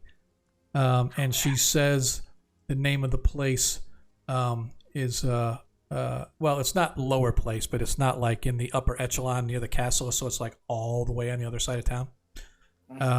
It's Nietzsche's House of Cloth. And so Nietzsche's is across town over by the college. And so we are going to be going there next. And so... Okay. And so for those that want to know, Nietzsche's House of Cloth is right here, which is actually, interestingly, right under the view of the what's it called? I always forget the names, so I have to look at the Moonstone Amphitheater. So the amphitheater is a large open air theater, obviously, but Nietzsche's is right under that, and so that is where you guys are going. As she gets back in the wagon, and you guys begin to head your way across town. Oops. You head your way across town.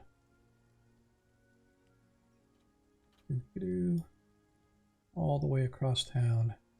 You guys get to Nietzsche's House of Cloth. And this place you can see is a looks to be a combination, kind of a warehouse store. You can see there's a huge 2-story building backing the front of the store, which is only a single story. So the selling area is a single story, and then behind that, but still attached to it, is a large 2-story building. I need everybody to give me a D20 wisdom check, please. A different one than the one we just did? A different one than the one you just did. Okay. I want to also be checking rooftops, open balconies, anything that might You have guys an are aerial. so paranoid. As you Yeah, guys... you have... What? We're You guys... doing what we're supposed to do. As you guys approach, Ronnie, you and Deglin, almost at the same time, would swear that you saw a masked, robed figure in one of the alleyways. And but it's shadowy, so you're not sure. And when you go to look again, you see an old beggar sort of step out of the alleyway, waving at the princess as she comes by. It's an old man as he pulls his cowl back from his hood. As he pulls his cowl back, he is not wearing a mask, but he's an old fellow, perhaps in his 60s, walks with a slight limp, and he's sort of waving. Yeah, The gem of seeing, as you look, he is exactly as he appears, an old man wearing a pullover cloak with a heavy cowl that he's kind of thrown back as he waves as the palace guard goes by. And you guys arrive at the House of Cloth for the next bit of time that you guys have to spend with the princess. Again, even though it's raining, she seems to be in a little bit better spirits. But she spends 2 full hours going through every minutia detail of various cloth and clothing, from silk to canvas to wool to cotton to special dwarven materials, and even some different elf materials that have been imported from the Duchy of Ulek to the north. They've made their way down in here into the dwarven community to serve some of the elves. This place is a hodgepodge potpourri of colored cloths and whatnot. But again, she spends nearly 2 hours as you guys are forced to watch the outsides and wander around. Your feet begin to get sore. One of the soldiers manages to bring you guys some bread and whatnot to munch on as you wait. When finally the princess comes out, and you can see that the guards go in and they come back out with easily 50 pounds of cloth of various colors and patterns and material. And the princess is sort of walking slowly. You can see she looks tired, but she has like a slight smile on her a slight smile on her face as she looks at you guys as you begin to get back on your horses. And can we take an alternative route that goes past away from that alley that we saw the masked figure in? Sure, but she looks and she goes, "Are you gentlemen hungry? I'm famished. Shopping takes a lot out of a girl, I can tell you. Although I assume that those in your line of work never really get the opportunity to shop with girls." As she gets back up into the wagon, and Alyssa comes to you and says, "So her ladyship has given 2 choices, but she would be willing to accept either that you would prefer. She is going to allow you, for your bravery of this inclement weather on her most needed shopping day. We have the choice of 2 places that have been recommended: the 2 Moon Tavern or the Mossy Boulder Pub. It is up to you, the princess." Who's the head of the guard? There is a corporal who is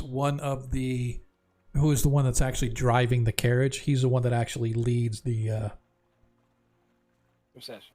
Okay. Yeah. Ask him which does he think is more safe. Safe? I don't know about safe, but you want the best in town, Hearth and Era. Definitely the Mossy Boulder. All right, let's go to that one then. Yep. So you guys make your way to the Mossy Boulder as you move your way across town all the way to the gate. Almost to the gate, I should say. As the Adriel Gate looms largely right next to this large pub tavern. So the Mossy Boulder, as you step, or as you guys arrive at it, the carriage is taken and maneuvered so it's off to one side, and the mounts or the horses are getting taken care of. The horses of the guards themselves are taken to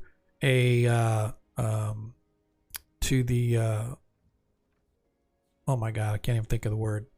The barn. Gosh, thank you. To the barn that stands nearby where they can be tended to.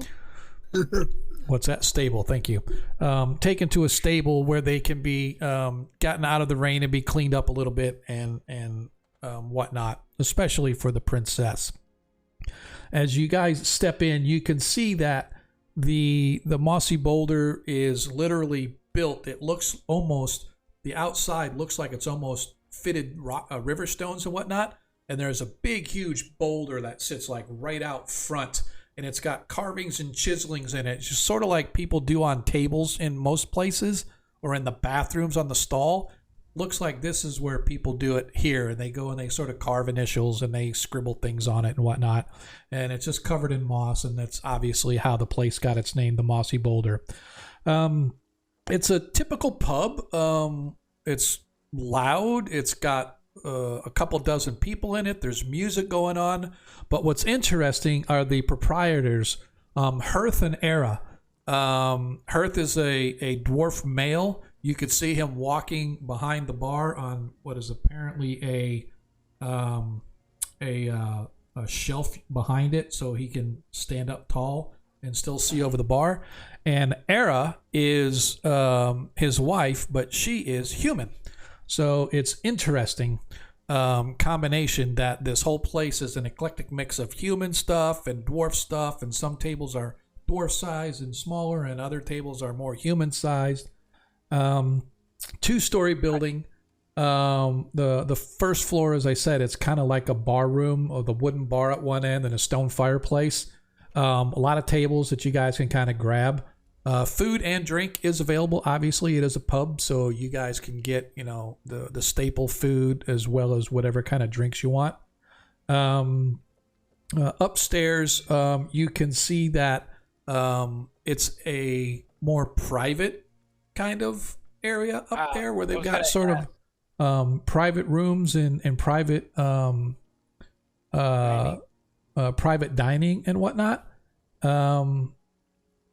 Even though there's a lot of people in here and the music is kind of loud and it's a little thumping, it's actually kind of reserved, comparatively speaking, with some of the other places and whatnot.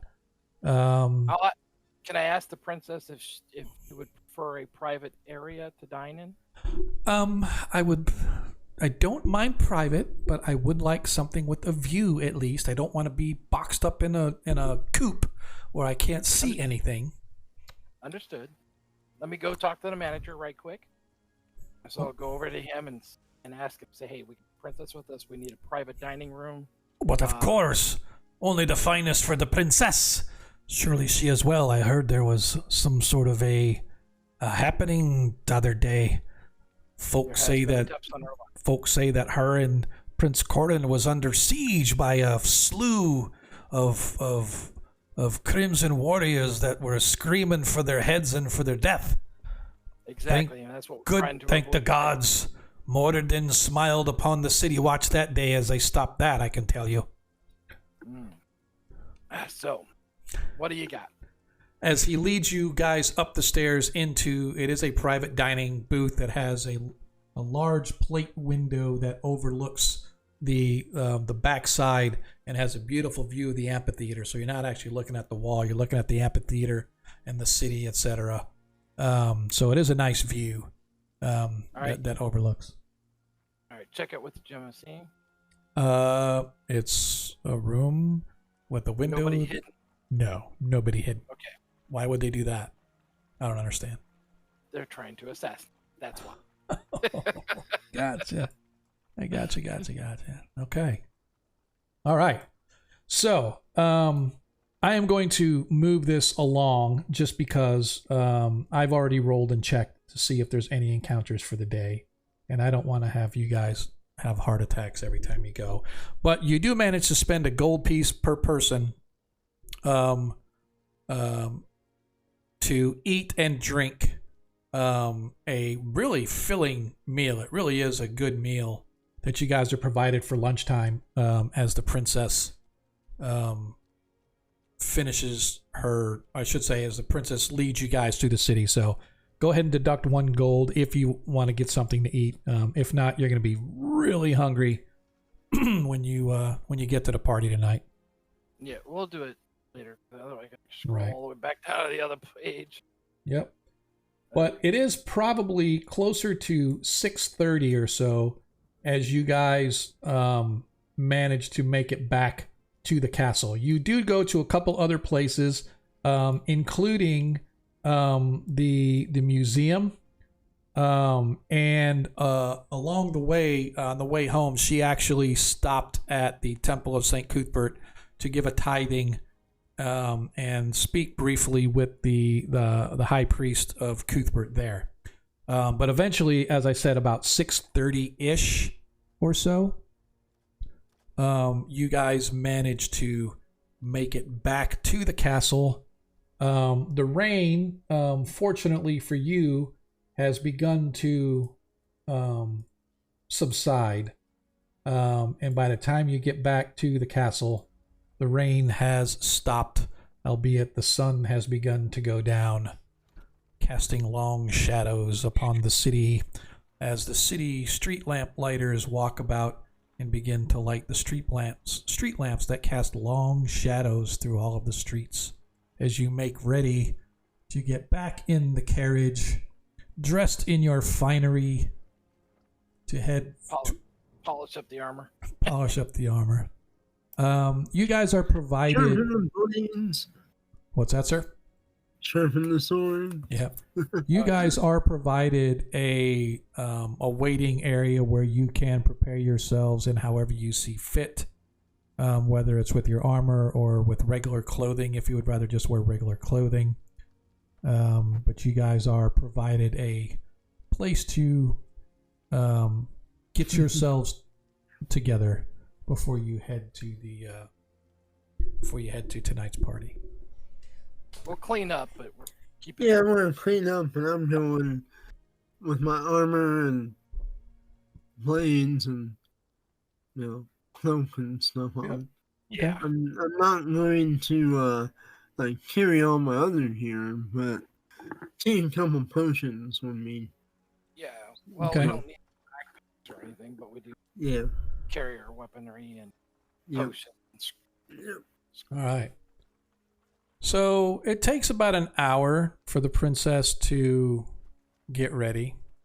You notice that she's become a little more glum as the day sort of wore on. You could tell that she's tired. She's got those little bags under her eyes, even the makeup and the primping and the preparing that her handmaiden has given to her hasn't done that much to reduce the effect of. You can tell that she's either under a lot of stress or she's just tired. Anything that we could possibly do? Maybe the druid give her a little pick-me-up potion or something. Unless you guys have like a potion of, I don't know, energy. No. Nobody's got like a. I don't think we got anything like that. Nope. No, like 5 about- hour pick me ups. Energy drink. Yeah. What about the clergy and the Catholic? No, the most of the stuff that they are able to provide is more of a help her sleep type of a thing, as opposed to keep her awake kind of a thing, because they feel that the potions help her sleep, because without the potions she probably wouldn't get any sleep at all. And Actually, the we have a potion of vitality. Okay, and the potion of vitality does. I was about to go look. Okay. So let's wait for our priest to tell us what the potion of vitality does. Can't remember if it just gives you strength or it like gives you like a heroic type of a feeling or Yeah, it's not in the DMG. what? Okay, let's do this then.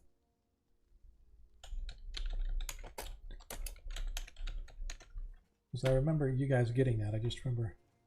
Oh, that's probably because it was from. When you drink this potion, it removes any exhaustion that you are suffering, cures any disease or poison affecting you. Oh wow! Holy crap, that's really powerful. Princess, take this. Is it just one dose? Or Yes, is it it is. No, it's a single dose. You guys think we should give it to her? I mean, Go for it. go for it. I think it would Do we I want go through a lot. do we want a rambunctious princess on our hands, or would we rather a sleepy one? Well, the thing is, well, yeah. She won't be very interactive, which may be good that we can keep a better eye on her. I don't know. Yeah. I don't know. It I can be just want- exciting. We can make it exciting. I'm just worried she's gonna be super pissed off and make a scene and upset people or something too. With the poison, or with the potion, or without it? No, with how she is right now. Well, Like if you guys all agree, we can give it to her.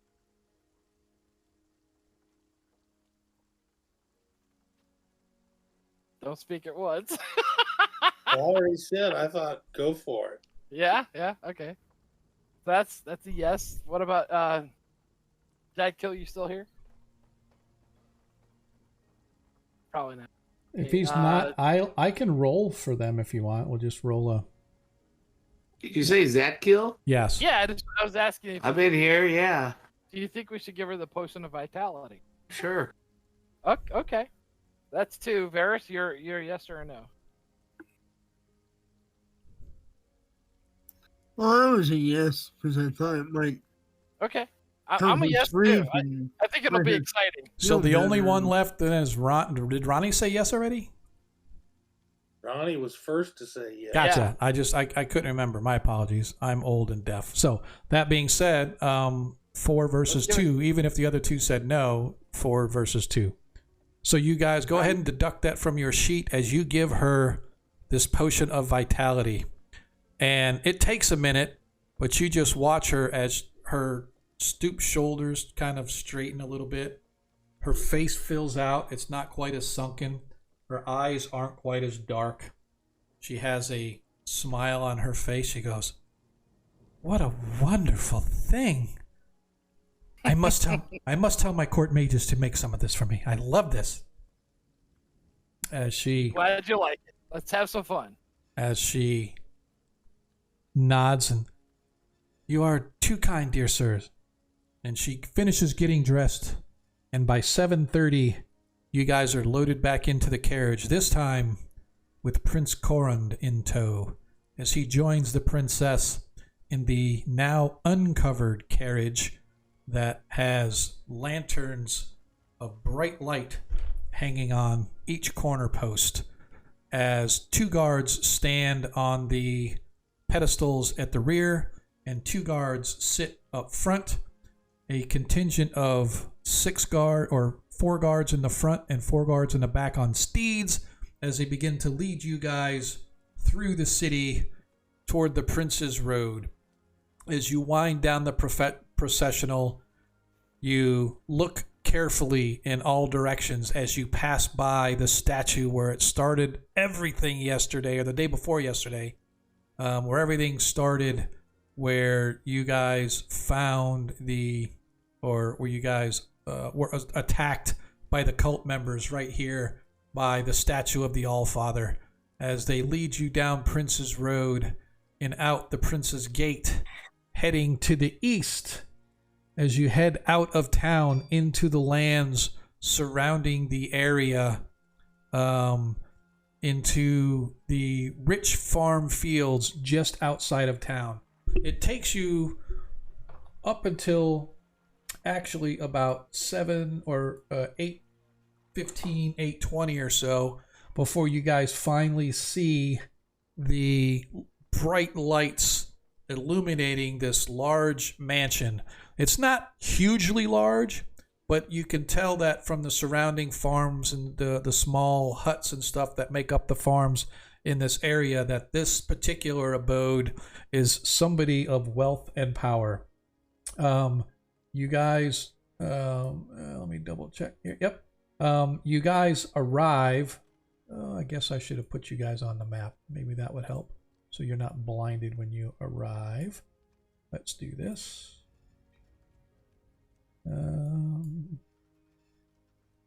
Okay. Da-da. Da-da. And now I can make this. As you guys arrive at the mansion, that's kind of funny. Why do I not own any token there? Oh, that's not me. That's somebody else. Let me fix this map because this is another one of those maps that I didn't bother to put any walls in or anything like that because it really doesn't matter, at least as far as I'm concerned. You guys arrive at the home of what they call the master miner. The gentleman's or the dwarf's name is Emerald Durgan. He is the what they call the master of mines. There are various mining companies within the city of Gryrax. The Durgan mines are the closest thing to a state-run mine because Durgan and Prince Corrin are very, very good friends. And so a lot of the contracts that get signed for the state typically go through the Durgan mines. So the Durgan Mining Consortium is one of the most well-respected and largest of the mining operations, although there are other mining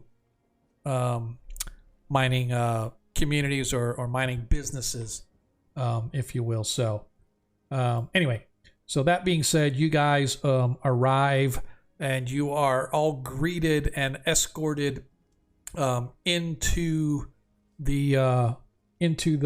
your host's home along with the prince. And I'm going to, there's another here. As you guys arrive, make sure that can't remember, did I ownership? Yep, everybody's observer there. Did I do him as well? Nope, I forgot. I also am opening up some more of the pictures. First of all, you guys can see this picture that you see here. That is the court mage, winnower sage. You find out his name. That's kind of what he looks like.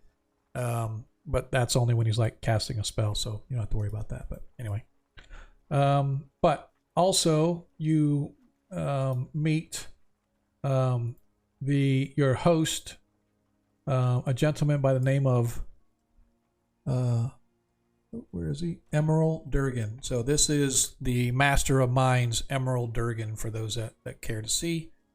And you also meet his daughter, Cariana, who is actually the one who is the mine foreman.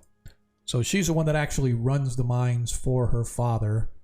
And that's kind of her. So she runs the mines for her father. So he's the master of mines. She's sort of like the master of the mines, if you will, that runs it. But anyway, you guys enter into their home.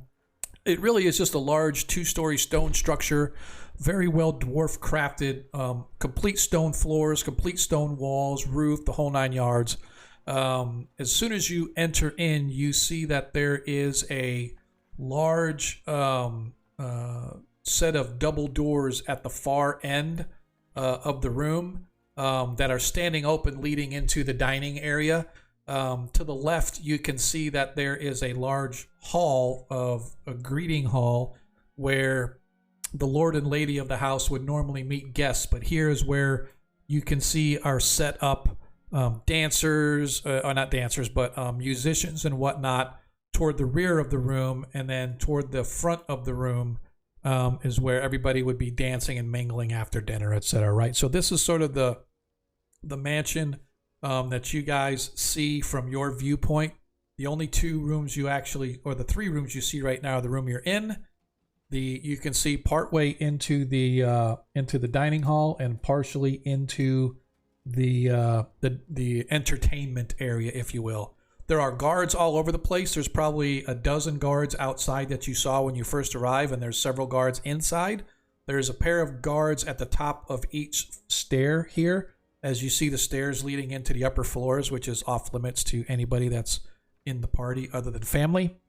And so you guys arrive and you hear the herald calling out, "His Lordship, His Most Serene Highness, Prince Prince Olenstad Korend, Prince of the Principality, and his guest, Princess Jessa Scotty Lazal, Princess of Kewland, and their servants or in their entourage or their crowd or whatever they say at castles and parties and stuff when they announce those that sort of arrive with the prince and the princess, and they are escorted into the dining hall, whereas you guys are more escorted into another area where you can sort of hang out and wait for the party, or you can go into where the kitchen area is, which is over here. They can lead you through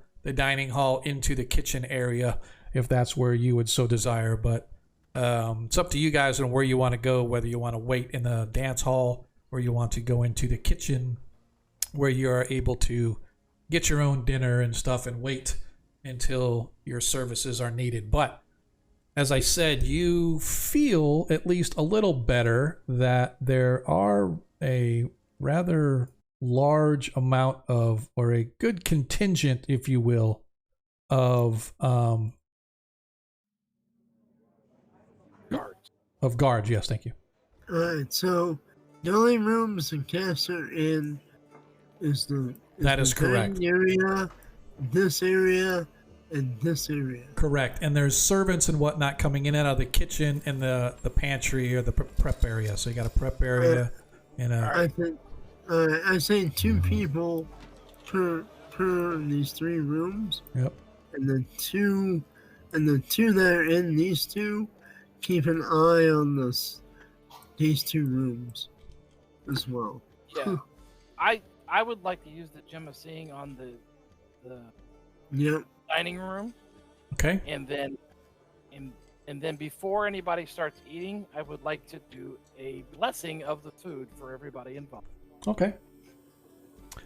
So let's see if folks are amenable to that. Oh yeah. Yep, folks are amenable to that. And the other thing that I should mention is that when you guys arrived at the grounds, there is a stone wall around the entire place, but it's just a low wall, like a little half wall, right? Maybe about 3 or 4 feet high that runs around the whole place. And it's not just this house is the place, right? They've got stables and whatnot, and it looks like they have servants' quarters and stuff that actually live on the grounds, but not in the building. There's a nice large garden behind the house that has walking paths and stuff and whatnot and statuary. So it's like your typical really rich folks' home with outside garden and statues and stuff, just kind of like you would see in, like, say, England, let's say in old school England, and the Duke's, like a Duke's house or something like that, right? So it's large. The house itself is impressive enough, but you're on the grounds of an estate now, right? So how big the estate is, you aren't sure, but at least the entryway, you could see that there was a large, low stone wall that sort of cordons off the grounds of the house and stuff. So that's sort of the setting that you guys are in. And as I said, you hear the music sort of keying up, and the folks are talking and chattering back and forth. They allow you to bless the food. You see nothing unusual or out of place with your gem of seeing. You manage to kind of get a view of the dance hall. You get a view of the kitchen and the pantry or the prep area, as well as the dining hall. Everybody appears to be who they say they are. Nobody hiding in shadow. Nobody hiding in shadow. Varys. The blessing, by the way, is actually going to purify. Gotcha. Food and drink. Okay. Yeah. Varys, as you go, so put your who's staying where first of all. I'll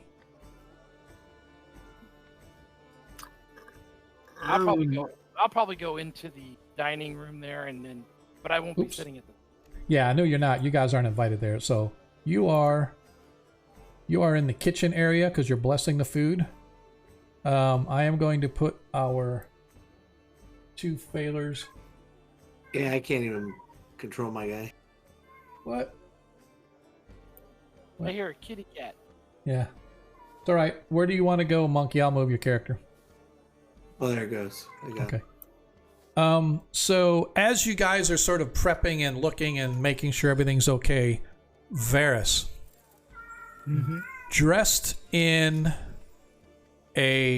with like all the other servants, wearing a high-collared white coat type of a outfit with black trousers, white gloves, hair done prim and proper. You see Clara is a servant.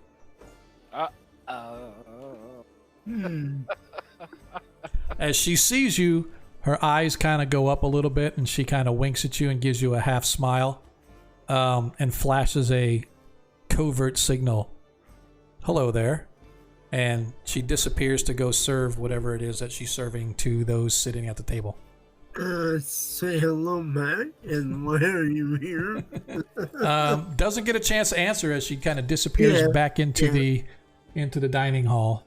All right. Well, other than having distracted thoughts, I will keep an eye on things even more closely now. Okay, so dinner goes rather well. They take probably an hour and a half, 2 hours or so to go through all the courses of the meal and the drinks and the after meal and the desserts. You guys actually are fed well as well, although it's not the same standard served the prince and the guests. You guys being guests of the prince, if you will, you guys actually are served fairly well with your drinks. Eventually, people begin to move out of the party into the dance hall, and they're setting up. You hear whispers of somebody who is performing, who apparently is a well-known sort of fellow in town. Let me see if I don't know if I had notes on him, but just know that he is a rather well-known performer.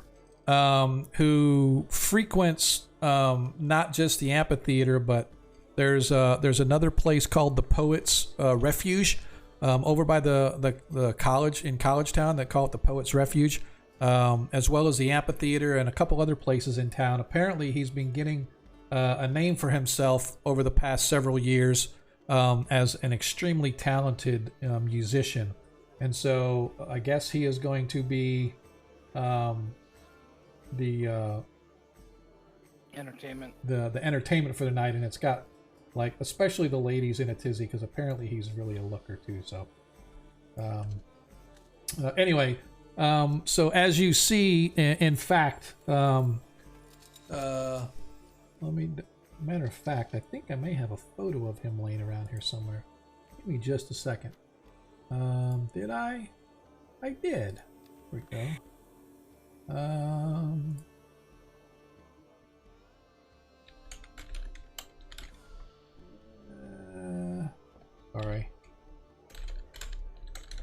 Sorry about that.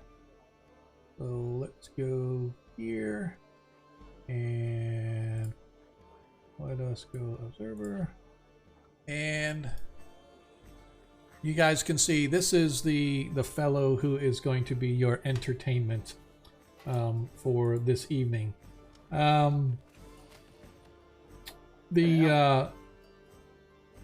You see that he's of elvish mix, so he's definitely not full elf, but he's of elven mix. 5'10", 5'11", 6 foot, somewhere in there, 130 some pounds, blonde hair, blue eyes, blah blah blah. He is very like slim and slender, and his fingers lend themselves well to playing stringed instruments. And you can see that he begins plucking at the strings, and he is as talented as advertised. As the ladies swoon and the men kind of harumph at taking their eyes off of them and turning him to himself. But the night is actually gone very, very well. The guards change periodically. You periodically check with your glass eye and see nothing untoward throughout the evening. The time grows late, and it is time to head home when suddenly you hear a scream coming from outside the house. And I mean a scream in the form of a woman screeching at the top of her lungs coming from out in the backside of the house. What do you do? Alright, so it's Close not on the the, princess. it's not the princess, right? 'Cause It is she's not the princess. She is in here dancing. Although you do know that, so there's these big glass windows here that are actually standing open here and here to allow people to come in and out to go outside. There's a patio sort of area here on the left of the house that extends toward the back of the house that allows you access to the garden. And so Okay. people have been I kind didn't- of going in and out as the entertainment. Yeah. Go ahead and say there's somebody out there then, because I didn't realize that That's there'd be fine. no one That's else. fine. But as even if standing outside, right? So he's standing out. Yeah. People come in and out, nothing untoward. But as a few minutes after one of the female guests and her male accompaniment go outside, or to the back, they actually go back into the garden area. A moment later, you hear a blood-curdling scream come from there. I'm gonna Yes, turn Barbara. invisible and go out the back here. Okay. Rushing out to the back, converging on the princess as the guards come in to protect the king and protect the princess. As you guys go out back, you find a young woman, perhaps 25, 26 years old, and her male accompaniment. She's got herself buried in his shoulder, and he's retching almost as if he's throwing up into the bushes, trying to hold her at the same time. Varys, you come upon a grisly scene as there is a figure, a female figure, lying against the bushes on a bloodied stone or a blood-soaked stone walkway. A skinless body. Oh. Looks like it. Is it a servant or something? You're not sure. Does not appear to have any clothing anywhere. It looks like the body was skinned and dumped there, or Oh. maybe it was skinned while it was. You don't know. There's no clothing Yeah. anywhere. It's just Right. a dead female body, human, definitely, at least by the looks and the size. Definitely a mature woman. Okay. Just not like a girl, a young girl. I'm gonna look for signs of a struggle or tracks or bushes moved. Go ahead and give me grass a trimmed. find remove traps check, please. I can do. Is Clara Reed seeable? Is she around? Yeah, yes, she is in the house. Okay. As far as you know, right? She's not out here anyway. She's not she's been, one of the servants has been kind of moving around, and she just appears to have been, serving. Anyway, Varys, you don't find anything unusual, untoward. No, doesn't look like a sign of a struggle. Looks So like this is it was a probably- body was dropped here. Yeah, planted. Okay. And from the Alright. looks of it, it might not have been like right now because the blood is partially dried. So it could have been here at least a Yeah. little while. Probably after Yeah. dark, but not Mhm. quite like Yep. fresh. Okay. Did Well, they not I'm have? gonna- Did they not have roving security? Apparently they did, but either nobody came this far back into the garden, toward the back of the garden, or they were all mainly by the house or whatever. Yeah. Guard should be whipped. Well, did Ronnie or somebody come out? Well, see if I can get something to cover it up to start with. Escort the guests back to the house Okay. and have have somebody come out and secure it, Okay. like a guard or something.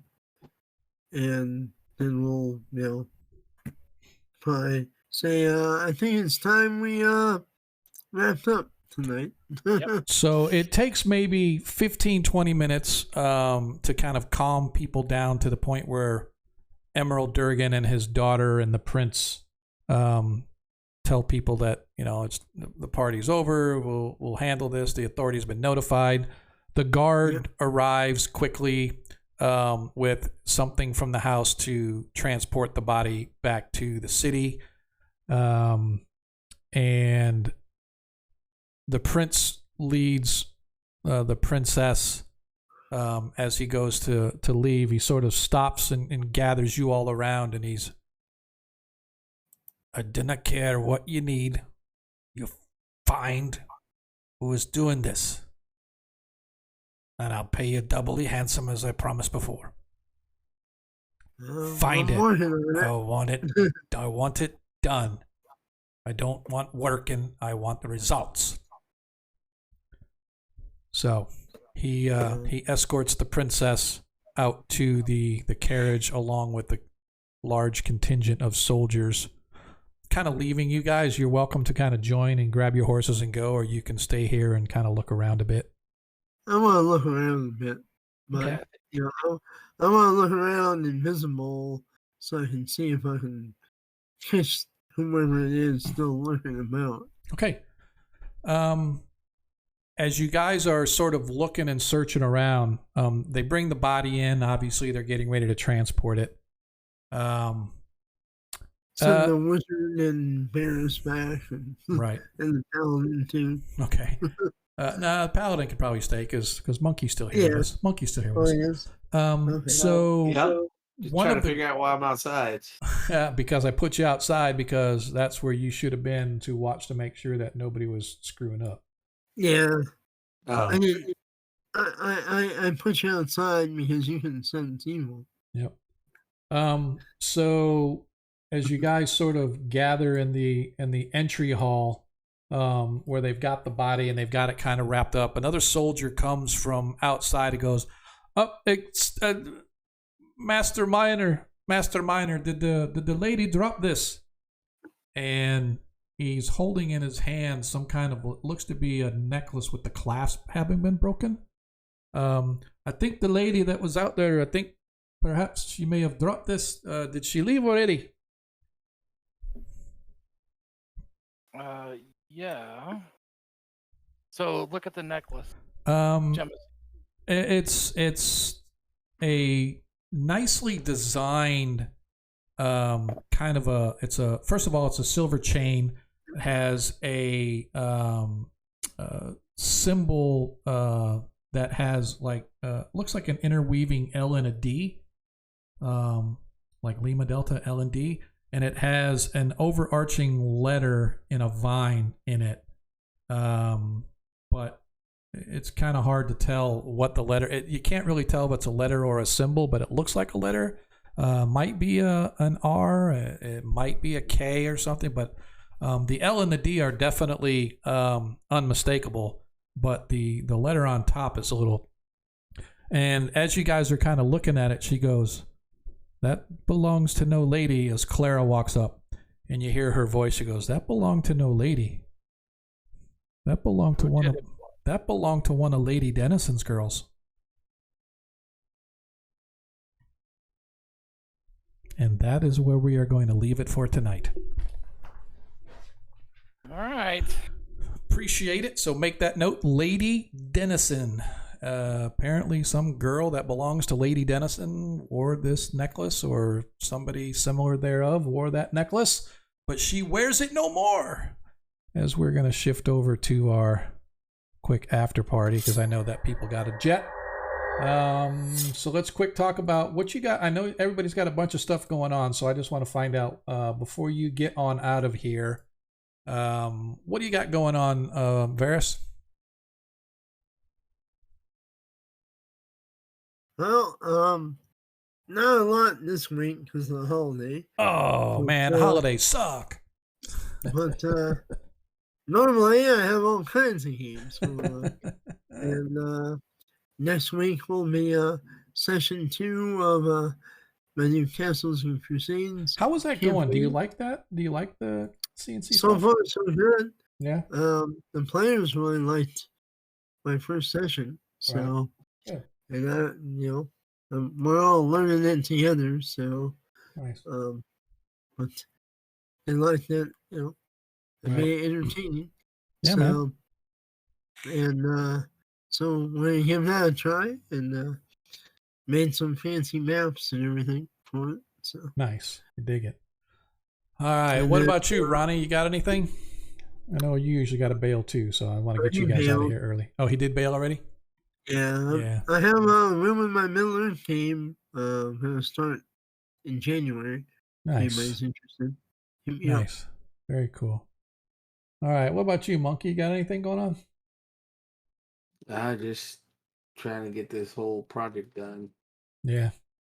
And then, just been a little busy with work and this. And, we did our holiday last Saturday. So, Oh, that's cool. You guys took care of it early. Wish I could do that. Nice. but we What- had other family members that were going to go to other places too. So we decided to just do that. So that way, they can visit both. Right. Cool. All right. What about you, Iger? Anything? My birthday's the day after Thanksgiving. Happy birthday. Ooh, so you Happy should come play birthday. our 5th edition game, man. Play as a birthday Yeah. boy. Could Happy be an birthday. NPC or something. Maybe. Very cool. You Very want me cool. to? Can I be a barbarian? No, I'll let you play the play the big baddie that they're about to meet. Oh, okay. Playing more too. Right. Well, as far as this stream goes, folks, as you know, we're here next Monday. I do plan to stream this coming Friday, our 5th edition game, so hopefully you guys can join us. If not, catch us next Monday for what happens next. Hope you guys are enjoying the less combat, more investigative kind of RP kind of stuff that's going on in this particular branch of the game. This is a homebrew adventure, by the way. It's something I made up myself. Hopefully you guys are enjoying yourselves enough that you will come back and join us next week. I am going to carry over the nat 20s that were given since we literally had no combat tonight. And I'm just going to call it right now. I'm going to give everybody 1,000 experience for the role playing that they've done over the course of this game. So move you guys along to do that. But I am not going to hang out too much longer because we're dog sitting and I got to go let the dogs out.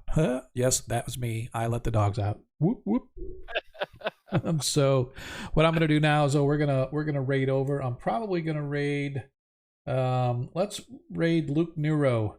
Haven't seen those guys in a while, so let me see if I can do it from my Stream Deck. Nope, I was having problems with my Stream Deck earlier, so I can't. I got to do this manual. So let's do this. Raid. Probably didn't spell it right, so let me make sure I spell it right. It is Luke, Neuro. We got to use the @ symbol on that, I guess. Yeah, I suppose we should. @ all right, let's just try this. Let's see if this works. Does that work? Hey, we're going to go over and we're going to raid Luke Nero. They're doing a D&D stream, their 5th edition. Not sure what actual adventure they're going in, but they're definitely good folks. So hopefully you guys will get over there and scream up and down, give them a little love, give them a follow if you haven't already done so. I really do appreciate everybody that hung out with us all night. Not sure how many of you there are that were here from the beginning to the end. I usually know folks like Excel and Agamarin. Those guys usually kind of hang around the whole time. But for the rest of you guys, I really do appreciate it. And just remember, in a world that you can be anything that you want, all we ask is that you be kind. We will see you Friday or next week, depending upon what your schedule allows. See you, man.